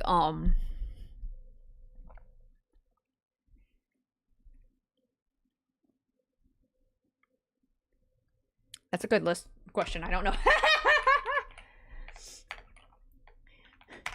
What is the characters actually? Listen, I know, but I only play like 3 characters usually, okay? Yeah. Okay, alright. So we got like Arthur, like King Arthur, kind of. Mulan's in here. Yeah, Mulan. Like I said, Athena. So a couple of, Greek mythology, but also mostly Asian. Huh? Listen, I don't play 90% of the game characters. Alright? I stick to like one character per lane and I go for it. My best character is Angela and Lady Sun. And I purposely played Lady Sun. She's not easy to do at first, but then she's kind of like Jinx in a way. But like a little bit more power, because so her basic attack reduces the cooldown of skill 1. Her rolling raid is her S1, skill 1, rolls in the target direction, granting extra range and a piercing effect to the basic attack. Gains increased movement speed and if there are any enemy heroes nearby after rolling. So you roll forward and then she attacks with an enhanced basic attack, which does a pretty good amount of damage. Her second skill throws a grenade at the target location, damaging marking instrument. During the hit enemies, her basic attack deals extra damage to marked targets. So if she marks the target and she throws the second one, you have a little more range with the second one. And if you use 1 and 2 together, dude, you do a lot of damage. And then ultimate fires a shell in the target direction, dealing AoE damage. The enemies are hit or within exploding in max range. So it's like not the best ADC, but she does a really good job. Okay, I can see it. Yeah. And her best thing is her skins. I want this skin so bad. The day I get this skin, I can quit the game. But so there were trailers on YouTube for the Asia version, and I found a lot of them. This is kind of like her KDA version in a way, and she does do a song. There was a song for it, and I love this song. I play it so many times. It's so cool. I love the animation for it and everything too. I'll see if I'll try to find it. But like this is what made me want to play the game. And I'm like, I just want this skin and nothing else. Unfortunately, it's not in the game yet. It showed up way later in the Asia server. And I don't know when it's gonna show up, but I think it's a pay to win game skin, unfortunately. And I'm like, ugh. But I will do it. For the skin, I will do it. I just hope it's not a battle pass skin. If it's a battle pass skin, I'm gonna be so mad. But like, that is the only reason I want to play. The other skins are cool, but like, I don't really have I'm not like into it. I don't actually have a good support. Like, this is the first time I'm in a game where MOBA that I'm not good at support. Because I don't know what any of these guys do. But yeah, ADC I do this one, and then Angela is one of the main first mid lane people you can get. She's supposed to be like Merlin in female version or something. I'm not sure. Anyway, she's got her passive, which is every time she damages an enemy with skill, she increases her movement speed and the enemy takes more damage. She unleashes the fireball in skill 1, unleashes fireball in the target area and deals multi-phase damage to the enemy heroes. Base skill 2, hurls a fireball in the target location that slows firestorm and then stands the enemy, reaches the max range and slows and deals damage. Essentially, you want to hit them with 2 so that they're slowed, they can't get away. Then you hit them with 1 for damage, and then you hit them with the ult, which shoots a laser beam outward in one direction. The only problem is trying to direct it on iPad is very difficult. So I've missed a lot, and then that kills me because I also can't move while I'm shooting the laser. So if I'm up against a character that has a better slow or debuff than I do, then I'm kind of screwed. But there's certain mid lane characters she's really good at killing, and so most of the time when I use her, I do pretty well unless they decide to go gang up on me. Because sometimes the jungler and the support will come over to the mid lane and they'll just like wail on me, and I'm like, no.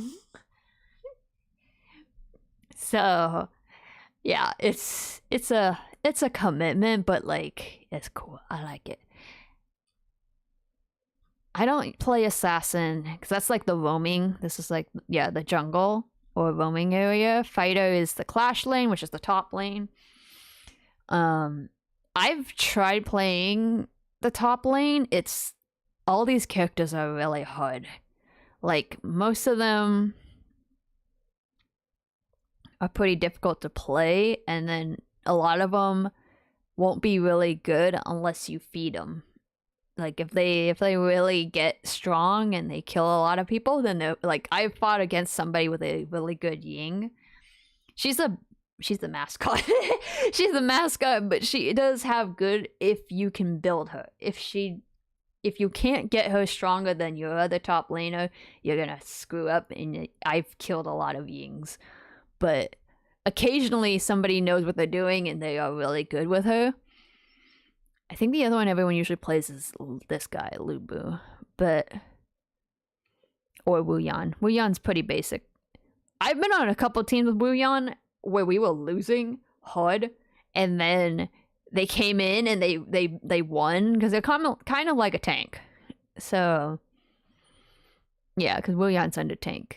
Tanks, these are good because they also double as another character, as another lane usually. Like Liu Shan he's a support, but then he can go pretty much any lane, and then he can go inside of the towers, and he has so much defense that he can like start taking down the tower without waiting for the other minions to show up. It's pretty lit. But yeah, I mostly just I have stuck to Angela and Lady Sun, and I've been trying to pick a third. I think Ying is probably my third, but I haven't played her very much yet. And then this guy just came out. And I had to play him because I had an event to get an emote. And I was like, you know what? Sure, I'll play it. I'll play him 4 times just to see if I can get it. He's a little difficult to play. Not gonna lie, he's a mid laner, but like he's a late game. So if you don't build him late, he's at the beginning you're just gonna keep dying. But you need all of 3 of his skills. He's a shoji? Is that what it is? Basically, he plays just like the game, right? So his skills play, you place a stone in the target location, it gains you vision, and you damage the enemies. It doesn't do much by itself. If you use the second skill with it, with the target area, and creates the formation, then that pulls them into the center so then they can't get away, and then you can start spamming this one. The best concept is to hit 2, then hit the ultimate, which makes a giant board area, and then you place several stones and it does a bunch of damage in one area. And if they're stuck in the middle, they're dead because they can't get out fast enough. So yeah, so it works, but it's so hard to set it up. I had the most problems with trying to get it set up before they could kill me, because everyone starts attacking you while you're trying to set up the correct formation. Because you know, like, it's like he makes, I don't know much about Go, but you know, he makes the different formations on the thing, and then it works or it doesn't work. It's very back and forth. I mean, maybe I was just playing it wrong, but I feel like that was sort of supposed to be his way. Okay, I know this isn't making much sense.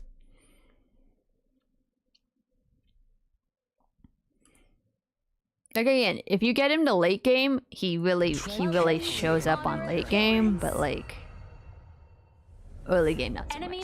Seems really interesting of them to hold back game sense and get him to work. Yeah, sorta. But he's supposed to be pretty good if you can get him to work. That's the thing. Not about winning or losing.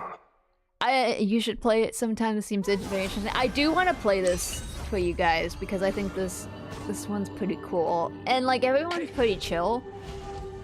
And it's currently fairly active globally, so it's not bad. So see how he hits the second one and that makes the square. And the good thing about Honor of Kings, as you can see, it tells you a little bit about what each of your skills are going to do: restrict, crowd control, damage. They'll also tell you at the beginning of every stage where you need to go. They're like, you're a mid laner, go into the mid lane. But everyone kind of goes everywhere because you can go everywhere, which is nice. You're not like restricted to just staying in your lane. Most of the teams I've gone up against have either like just teamed up and taken down one lane together and won, or they split up and they kind of keep the areas until somebody gets first blood. Natsu in chat, I wish you all Happy New Year's, and since it's 2.5 hours away from me. Happy New Year's, Drifter! Also, hello, Mooney! Welcome, welcome! It's been a while.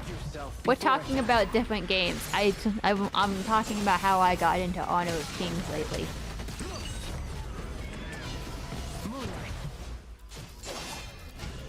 Okay, yeah. You see, he's holding his own pretty well, and because he's got a good set here. Blackstones represent the unpredictable nights. But it's like set the 2 to make the square, and then use 1 to increase the damage.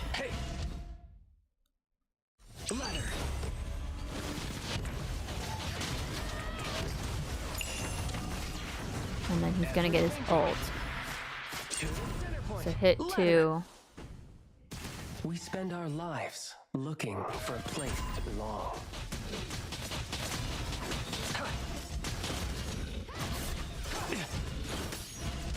See if he does it. 2, 1. And to see that also gives you visibility in the enemy area. and then 3. Yeah. So see, now this guy's stuck. And he can place the stones down, and that increases the damage. Fate may be ruthless. An enemy has been slain.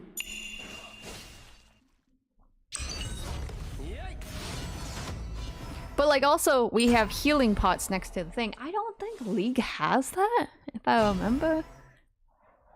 Retreat. The board also represents This guy's also really the good at duality of the world. giving directions to his team. Most of the time when I'm playing, nobody says anything. Which is nice because you don't have someone being aggressively like, charge, charge, charge! And you're like, dude, I'm just trying to figure out what I'm doing. Enemy has been slain. It seems like you constantly move around in this one compared to... Yes, a lot of people move, like I said, a lot more around in this game. I am somebody who like mostly just stays in my lane till at least the first tower is down. But I've noticed when I do that and the rest of my team does that, we lose. So you kind of want to just walk around because also a lot of these characters can be in multiple areas. They don't have to be in one or the other.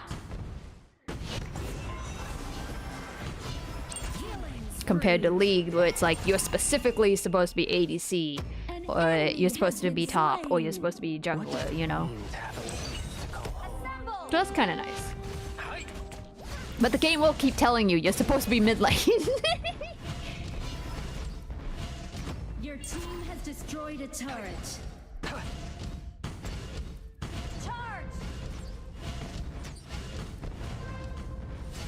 Your team has destroyed a turret.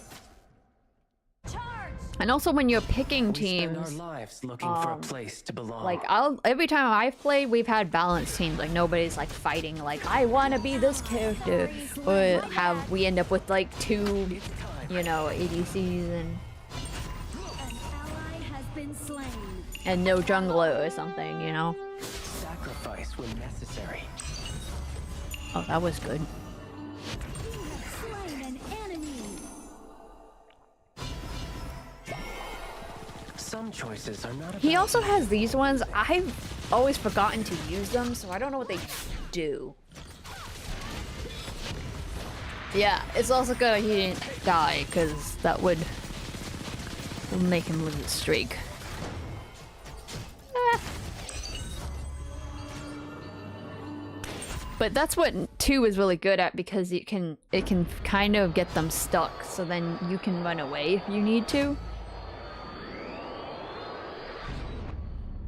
When I was playing him, the hardest thing for me was just like trying to get away fast enough, and I'm not as good as this person with putting it down properly. I'd be like, no, stay away from me, and I'm like panically hitting all the buttons. Because also, yes, where you put the stone is also kind of important when you have this part. When you have the alt down, you see how you can make one box here versus multiple boxes. You put the box in the wrong place or you run out of stones, that happens. Slain. Unbelievable. So that's why I'm kind of like, yeah, he's like a late game character and you just gotta let him build. And then you gotta know, like, yeah, where you put the stones properly to make the most out of your combo, you know? Hey. Let me see if I can find the Lady Sun song, cause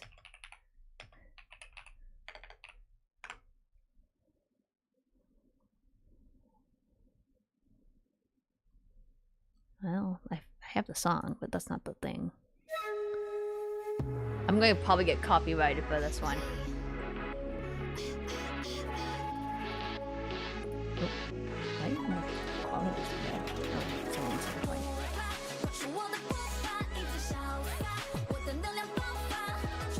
I kind of like this, but you know, Pokemon.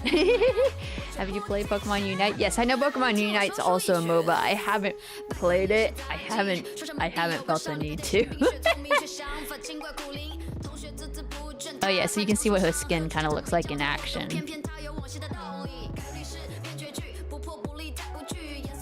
See, her ult goes really far.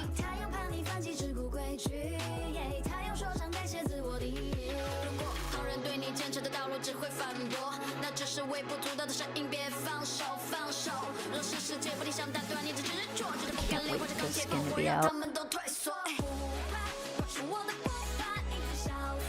But like, I love the animation. It's so pretty. I love the outfit. The skin's just gorgeous. And the song is amazing. I found it on Apple Music. Oh my god, I haven't stopped repeating it over and over. I'm gonna make it my most played song for 2025.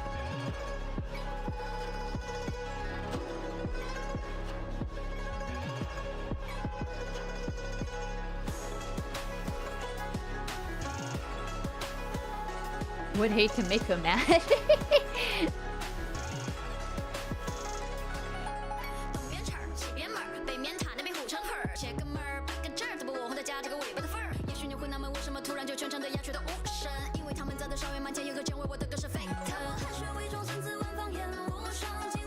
This song is gas. Is that a good thing or a bad thing? I'm not up to terms with the new lingo.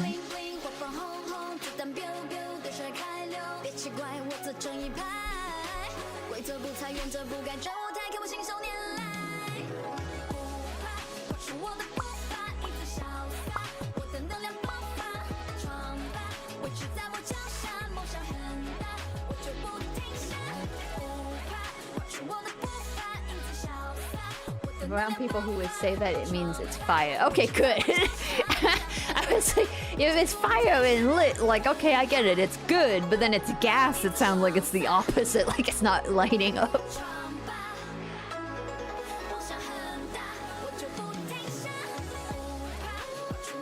Actually, I will say it, Lady Sun's theme is actually a huge inspiration reference for my VTuber model, if you can't tell by the translucent jacket. But yeah, I love her. I love it. I cannot wait for that to be in the game because I just want to get it and then not play the game anymore. Like a variant. Ah, see, it's all coming together. It is. And the only last thing I want to show about Angela, she has a manga crossover skin, which is my favorite skin for her. Oh, she has a theme song too. Oh wait, there's a skin trailer. She's an anime girl.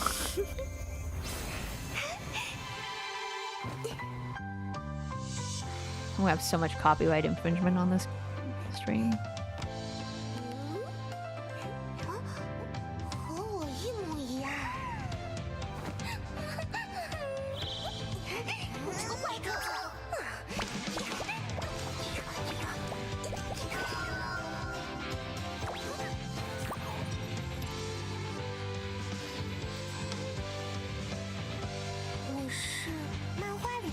Look, she's got a live stream chat.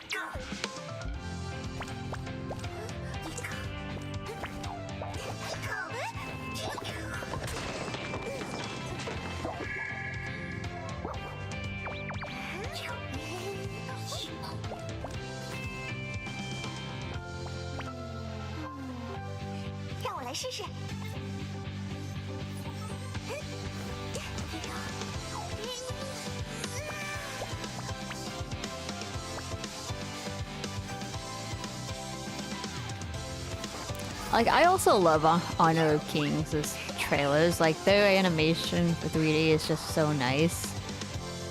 But it's also incredibly difficult to find these trailers because it's only on, like, Bilibili and it's only for the Chinese stuff. They don't do it for global. And I'm like, dude, help me.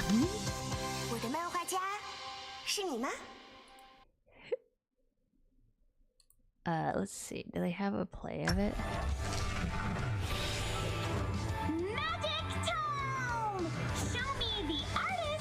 It is English dub, by the way, in the global version. So they have English words. It's very high quality. Yeah, it's really nice. And that's why I like this one a lot, because It's a little like Extraordinary Ones in its own way, but it's like League 2, but it's also easier than League.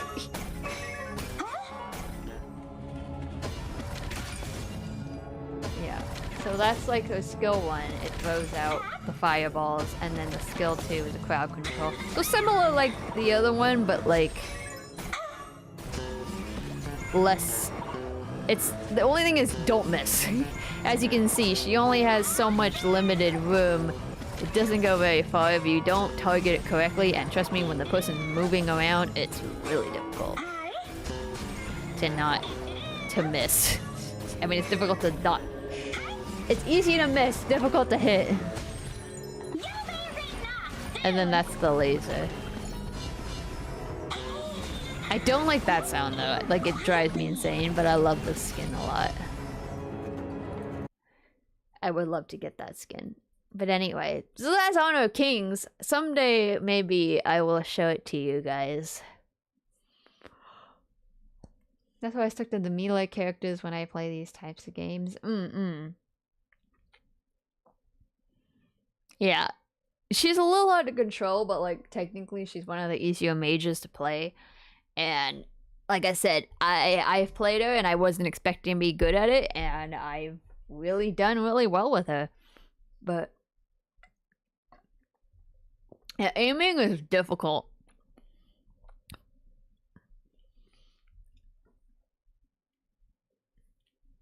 The only thing I feel like though is if I stream it, it's gonna be on a day when I'm losing constantly. Usually, like, I have a lot of good wins already saved on my stuff, but like I feel like it's kind of a like right now they're having their winter stuff. Oh shoot, I forgot to log in for all of that. I kind of gave up. So every so often they have a daily frenzy thing where they give you a lot of stuff for free too, by the way. They basically it's like a really long login event, and you log in, all you have to do is log in and play at least like 1 or 2 ranked games a day, and it'll give you points, and you can roll to get 3 options of things to pick for free, and you can pick one every single day. So you can get free heroes, you can get free skins, you can get free emotes, free trial stuff. Like, there's tons of stuff you can get. If you can get all the way through the whole entire thing, which is pretty much you just log in every day and you play the amount of missions that you need, you can get a lot of free stuff. You can get a free epic skin. It's pretty sweet. They give you those. There's whenever they have a new skin out, sometimes they do this bargain thing where you log in every day. Also, you need friends. Just saying, you need friends in this game, because then you can sync each other's link codes and stuff and win even more chances to win for your stuff. Right now that's doing the Christmas event stuff, so they have like all of this Christmas stuff. You need friends. Dude, I have made, there's a plenty of players. You just can send a friend. You can also go on the global chat and just type in like for like, and then somebody might add you just for like a day. I think it's bedtime for me. Have a good night. Not so in chat. Happy New Year's Eve. Happy New Year's Eve, Ilya. Thank you so much for coming.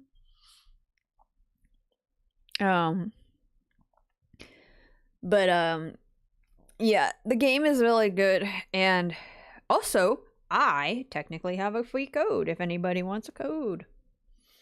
They had an event with one of the boba shops I go to frequently, and the girl was like, I have all these cards, do you want one? And I was like, I only need one. And she's like, do you want another one? So hey, it's still actually active.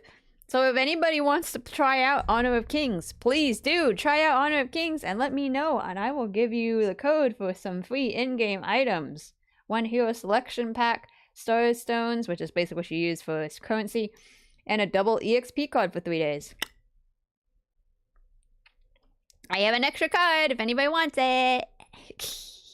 It's not much, but it's a good thing to start with. Okay, sounds like this community is chill. Yeah, this community is really chill, and it's not just the global players that are playing. It's you can play because I think I've seen that you can put your where you are, your nationality, your area. So there's the U.S., Chinese, Asia, and Brazil, and stuff. So yeah, you can play with players all around the world. I think all of them are on the same server basically, but it's like this is the global app for it. There's a global Honor Kings app, then there's a Brazilian Honor of Kings app, and then there's the Chinese Honor of Kings app. But I guess you play everybody on the same server. I'm not totally positive on that, but yeah, there's plenty of players. The matches right now are pretty quick, so you can match up pretty fast. And yeah, I don't think the match itself even takes that long either. I've usually finished a match within at least 10 to 20 minutes. Which is about the same for League, but sometimes League goes for like 4 hours. I'm not gonna lie, that was my other issue with League. Sometimes League would go for hours, and I'm like, dude, I need to go do something else. Honor of Kings is quick, so I like that better, but you know. Tempting. I tend to avoid gaming on my phone, though. It doesn't slow down. I don't know if Honor of Kings has a PC version or something. Let me see. I've been trying to check because otherwise I'd have to hook up my iPad for us to watch me play it. Yeah, it's only available on mobile. 5v5 mobile MOBA. Download in the App Store or Google Play. Done. Well, if you ever do, Hydra, let me know. I'll give you the code. You have until March. That's cool that they give code still. It's a big W. Yeah. It was a collab with one of the boba shops like a few months ago. If you have an active fan base, that's a W game. Yeah. A lot of time to think about it. It is. You have a lot of time to think about it. Time to go upgrade your phone for more space. But yeah, I'll try to play it for you guys sometime. You guys can watch me play it. Don't judge me. I'm not that good. Kind of got the feeling you want me to. I kind of just want to make sure someone uses this code. They also have collabs with animes sometimes. They already had one with Jujutsu Kaisen, and the first collabs was it Bruce Lee? It was some martial arts fighter, and Hello Kitty. So they've already had a couple collabs. There's probably more to come. So, yeah. If I do, I'll only do it if we duo. I won't be honest with you, though. I am not somebody who likes... The main thing I hate about online team games is I hate that people like to play for hours. I don't know how anyone does it. Like, my brother does that. He'll play like matches on Marvel Rivals and all the other PlayStation games with teams and co-op and stuff, and he'll play for hours, like multiple matches. He'll play Smash with our cousins for like hours, and I'm like, dude, how do you do that? I only want to do like one round and just go do something else after that. I'm not someone who likes to sit and play the same. Like, I know you could argue the same thing for the gacha games, but like, I'm doing other stuff because I don't have the story usually done. So the story takes like 6 hours. That's 6 hours of playing, but I'm doing other things because I'm listening to a story. It's like watching like 6 episodes of a TV show. Team co-op games are like doing the same thing over and over and over and over for 6 hours. That's like watching the same episode for 6 hours. He's a different kind of level gamer. He's a good gamer, that's why. I don't see myself playing it by myself. I honestly, like, I have this one friend I made because they we just happened to be in the same round, and then they added me. Every time I log in, and I'm like, I'm just gonna log in to get the login bonus, the dude sends me a thing. He says, "Do you want to play a match?" And I'm like, "No, I don't. I don't have time." And I feel so bad about it. But this is why I'm like, I need the Lady Sun skin to show up sooner so I can quit. I will say that. I will say, once I get the Lady Sun skin, I probably will quit. Because while I do enjoy this more than I like the other MOBAs, I don't want to be a MOBA player for very long. I really don't. The social anxiety of it really, really irks me. And then, again, it's like playing it constantly to get rewards, to do it, having the expectation of being like, oh, I should probably play with this person even though I need to go do something else. It's like, and I can't stop. So like if I'm needed to go do something else, you know, it's just kind of like I can't stop. And then so I'm like, oh, I gotta finish the match. And it's like, oh no, we're not winning. I'm like, dude, hurry up, you know. So I had to appear offline in someone for events, and every time I go, yes, exactly. I think it's like auto though. I feel like they're not actually on because I'll just not answer. Because I did deny somebody else, and then they unfriended me, and I was like, oh, I disappointed them. Which it doesn't bother me because I'm like, yeah, no, I'm a casual player. I'm not gonna be on very much. I'm not gonna play very many matches, but it still hurts. If you know multiverses. Yeah, I don't know multiverses. Yeah. It's like you just so I don't want to be a MOBA player forever. I really don't want to. I would love to be great at League, but I don't think I'd actually enjoy playing League. Like I said, similar to Honor Kings. I like the skins, I like the characters. I don't really want to play the game though. Platform fighter like Smash. Oh, interesting. I've probably heard of it. Hold on, let me look it up.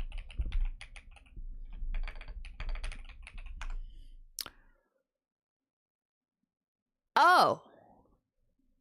Didn't it die? Or is it still active? It's still active? Yeah, I've heard of this one. It's active? Oh, maybe I'm thinking of a different one.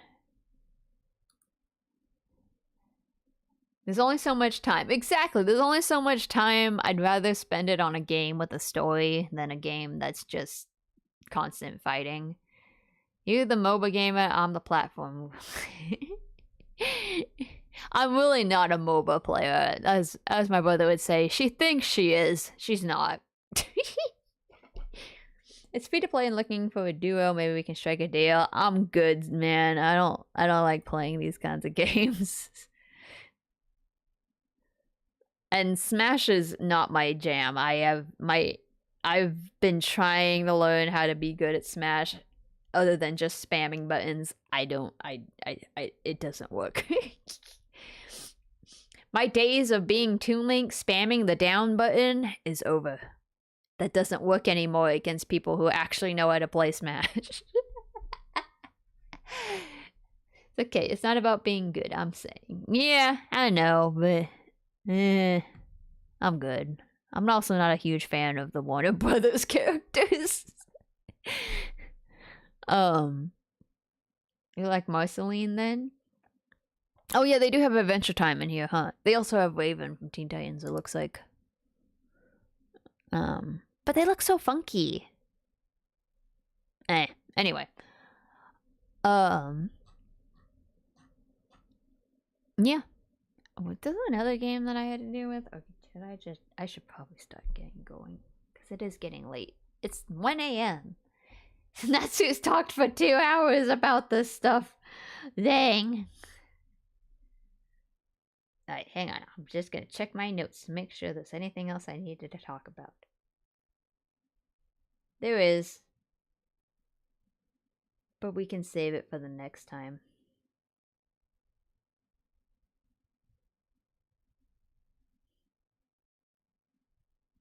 I have been playing Hogwarts Mystery a lot, though. I think I'm actually missing an event right now. Wah! I think you have to be on all the time. It kind of sucks. Oh shit, I didn't realize the time. I meant to pop in and pop out. Oh no! I deleted your thing! It's been a blast. I did not mean to hit that button. I was clicking the thing and then it hit the thing. I'm sorry. That was my fault. Huh. Weird that I can't, like, undo that button. Dang. I can just delete all of your guys' chats? How dare you? I didn't expect it to do it. I was trying to read it and I couldn't see it. How is it? What? Hogwarts Mystery? Oh, it's okay. It's significantly better. Okay, I'll keep it short. It's significantly better. I played Hogwarts Mystery when it first came out. This isn't the PlayStation game, by the way. This is the app game that's like just clicking with stamina that takes forever. Like the interception. So when the game first came out, the stamina was a huge issue for people because you only had like 20 stamina and you really couldn't do anything. You'd have to wait like 2 hours for your stamina to come back and then you could go do more stuff. It really sucked. But they've kind of made it better now. And then the events are more doable. They didn't used to make it so much that you'd have to be like, I don't know, it was just so hard. You couldn't balance everything all the time. Now it's a way more easier. They rerun stuff faster. So it's a lot better. I'm just trying to get through the game. My wife, I'm just going to show you guys real quick before we close it out for the night. My wife, okay, Marilla, I'm literally playing. They added the dating part of the game, and there's nothing inappropriate on here, right? No, there isn't. Okay, good.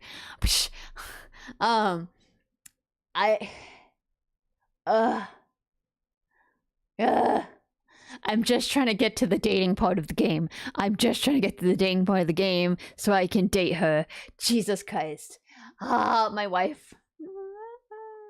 You gotta watch out for Google. Yeah, I know. Google Images can die sometimes. That's fair. You just have to get to chapter 4 at some point of chapter 4. And I also need to get to the dating point before February because then that's Valentine's Day. And I know there's Valentine's Day events. So I really want to make sure I don't miss it this year. But I can't go and progress the story because they keep giving me time-limited story events. And I'm like, dude, I need to do that story.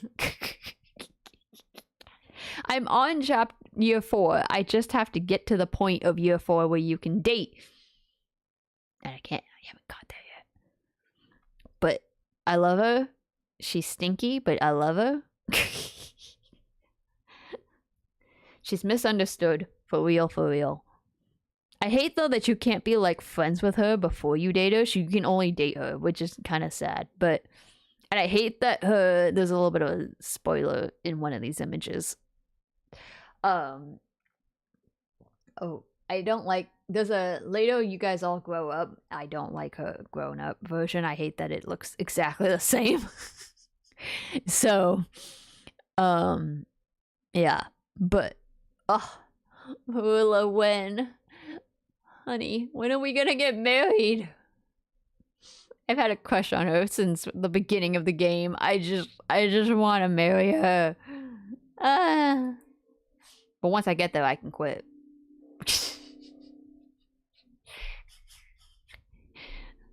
I don't know, really. Honestly, the biggest problem with that game is basically every time you get to a task, it's like it's either a 1 hour, 3 hour, or 8 hour task. And you only have usually enough stamina for... You can complete a 1 hour task with a full stamina. You can complete a 3 hour task with 2 full staminas. So either you tap around the whole entire map and get all the tappies, or you do your whole stamina, wait 2 hours, come back, finish the 3 hour one. 8 hours is going to take you about 4 lengths of full staminas, and that is going to take you forever. So, yeah. So it's like I have to check in like every few hours, and if I miss it, I have to start over. You only have so much time to complete the tasks, and it's so stressful. So I don't want to keep doing this forever. But like while I had the puppy, it was the best thing because I could keep track of like, okay, it's been 2 hours since he last peed or something like that because I was playing the game. But now that he's not here, it's like this is like Mystic Messenger. I'm like, dude, I don't want to be up at 2 in the morning to restore my stamina. I want to sleep. Yeah. Give me the juicy parts already. You one and done it for your wife. You gotta commit. I'm my one and done, man. I don't play.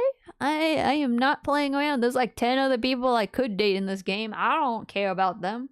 I thought about Penny for a while because she's blonde and I like blonde girls, but like she got annoying and then she made bad comments about my wife and I said no. I hate you now, Penny. So, I don't like Penny. So, Marilla's the woman of my dreams. Yeah. There was a Christmas event. There's a Christmas event that Marilla and Penny are in. And then they gang up on...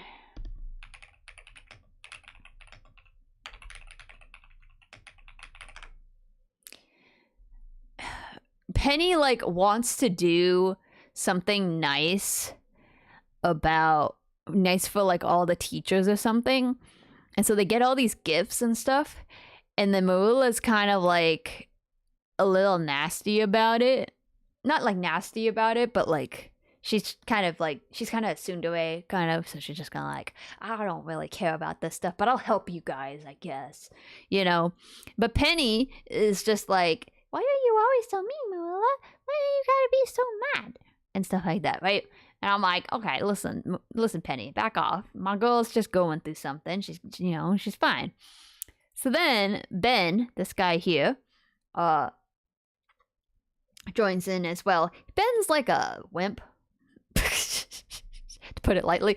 And so anyway, dude's in Gryffindor, but he's a huge scaredy cat. I don't really understand that concept. Never back the wifey. Exactly, never back the wifey.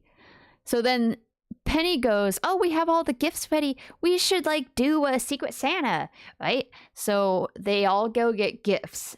And and you go as the protagonist with Marilla to Flinch's office. And you get the pack of like the card game pack, whatever they have. Pack something snap. I forget what it's, exploding snap. I don't know, whatever. Anyway, so, it's like a white elephant, you know, not Secret Santa, sorry, white elephant.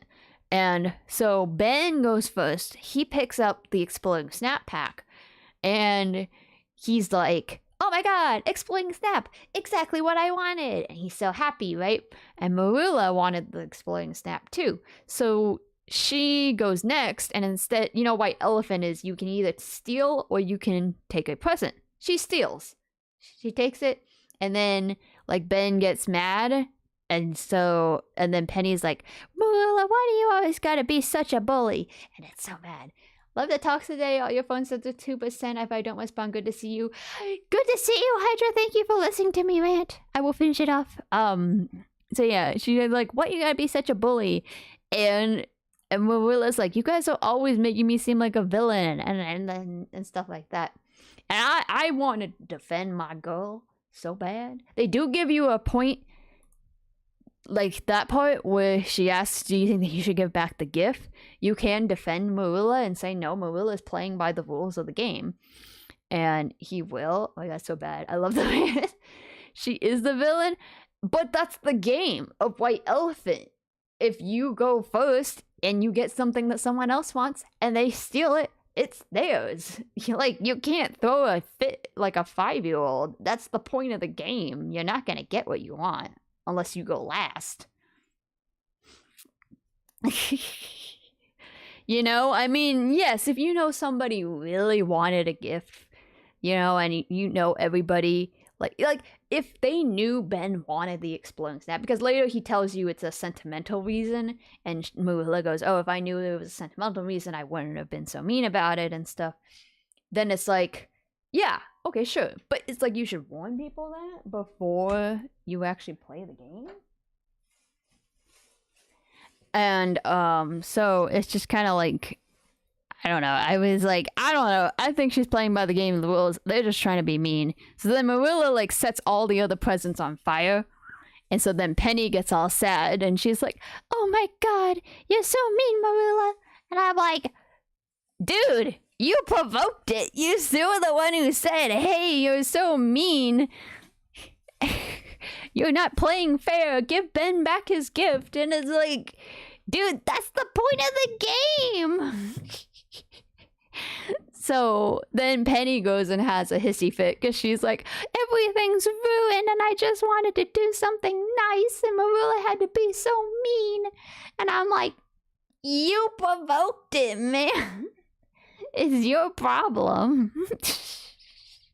So by the end of the story, they just all go, oh, I'm sorry. It was my fault. It wasn't your fault. Oh, I'm so sorry.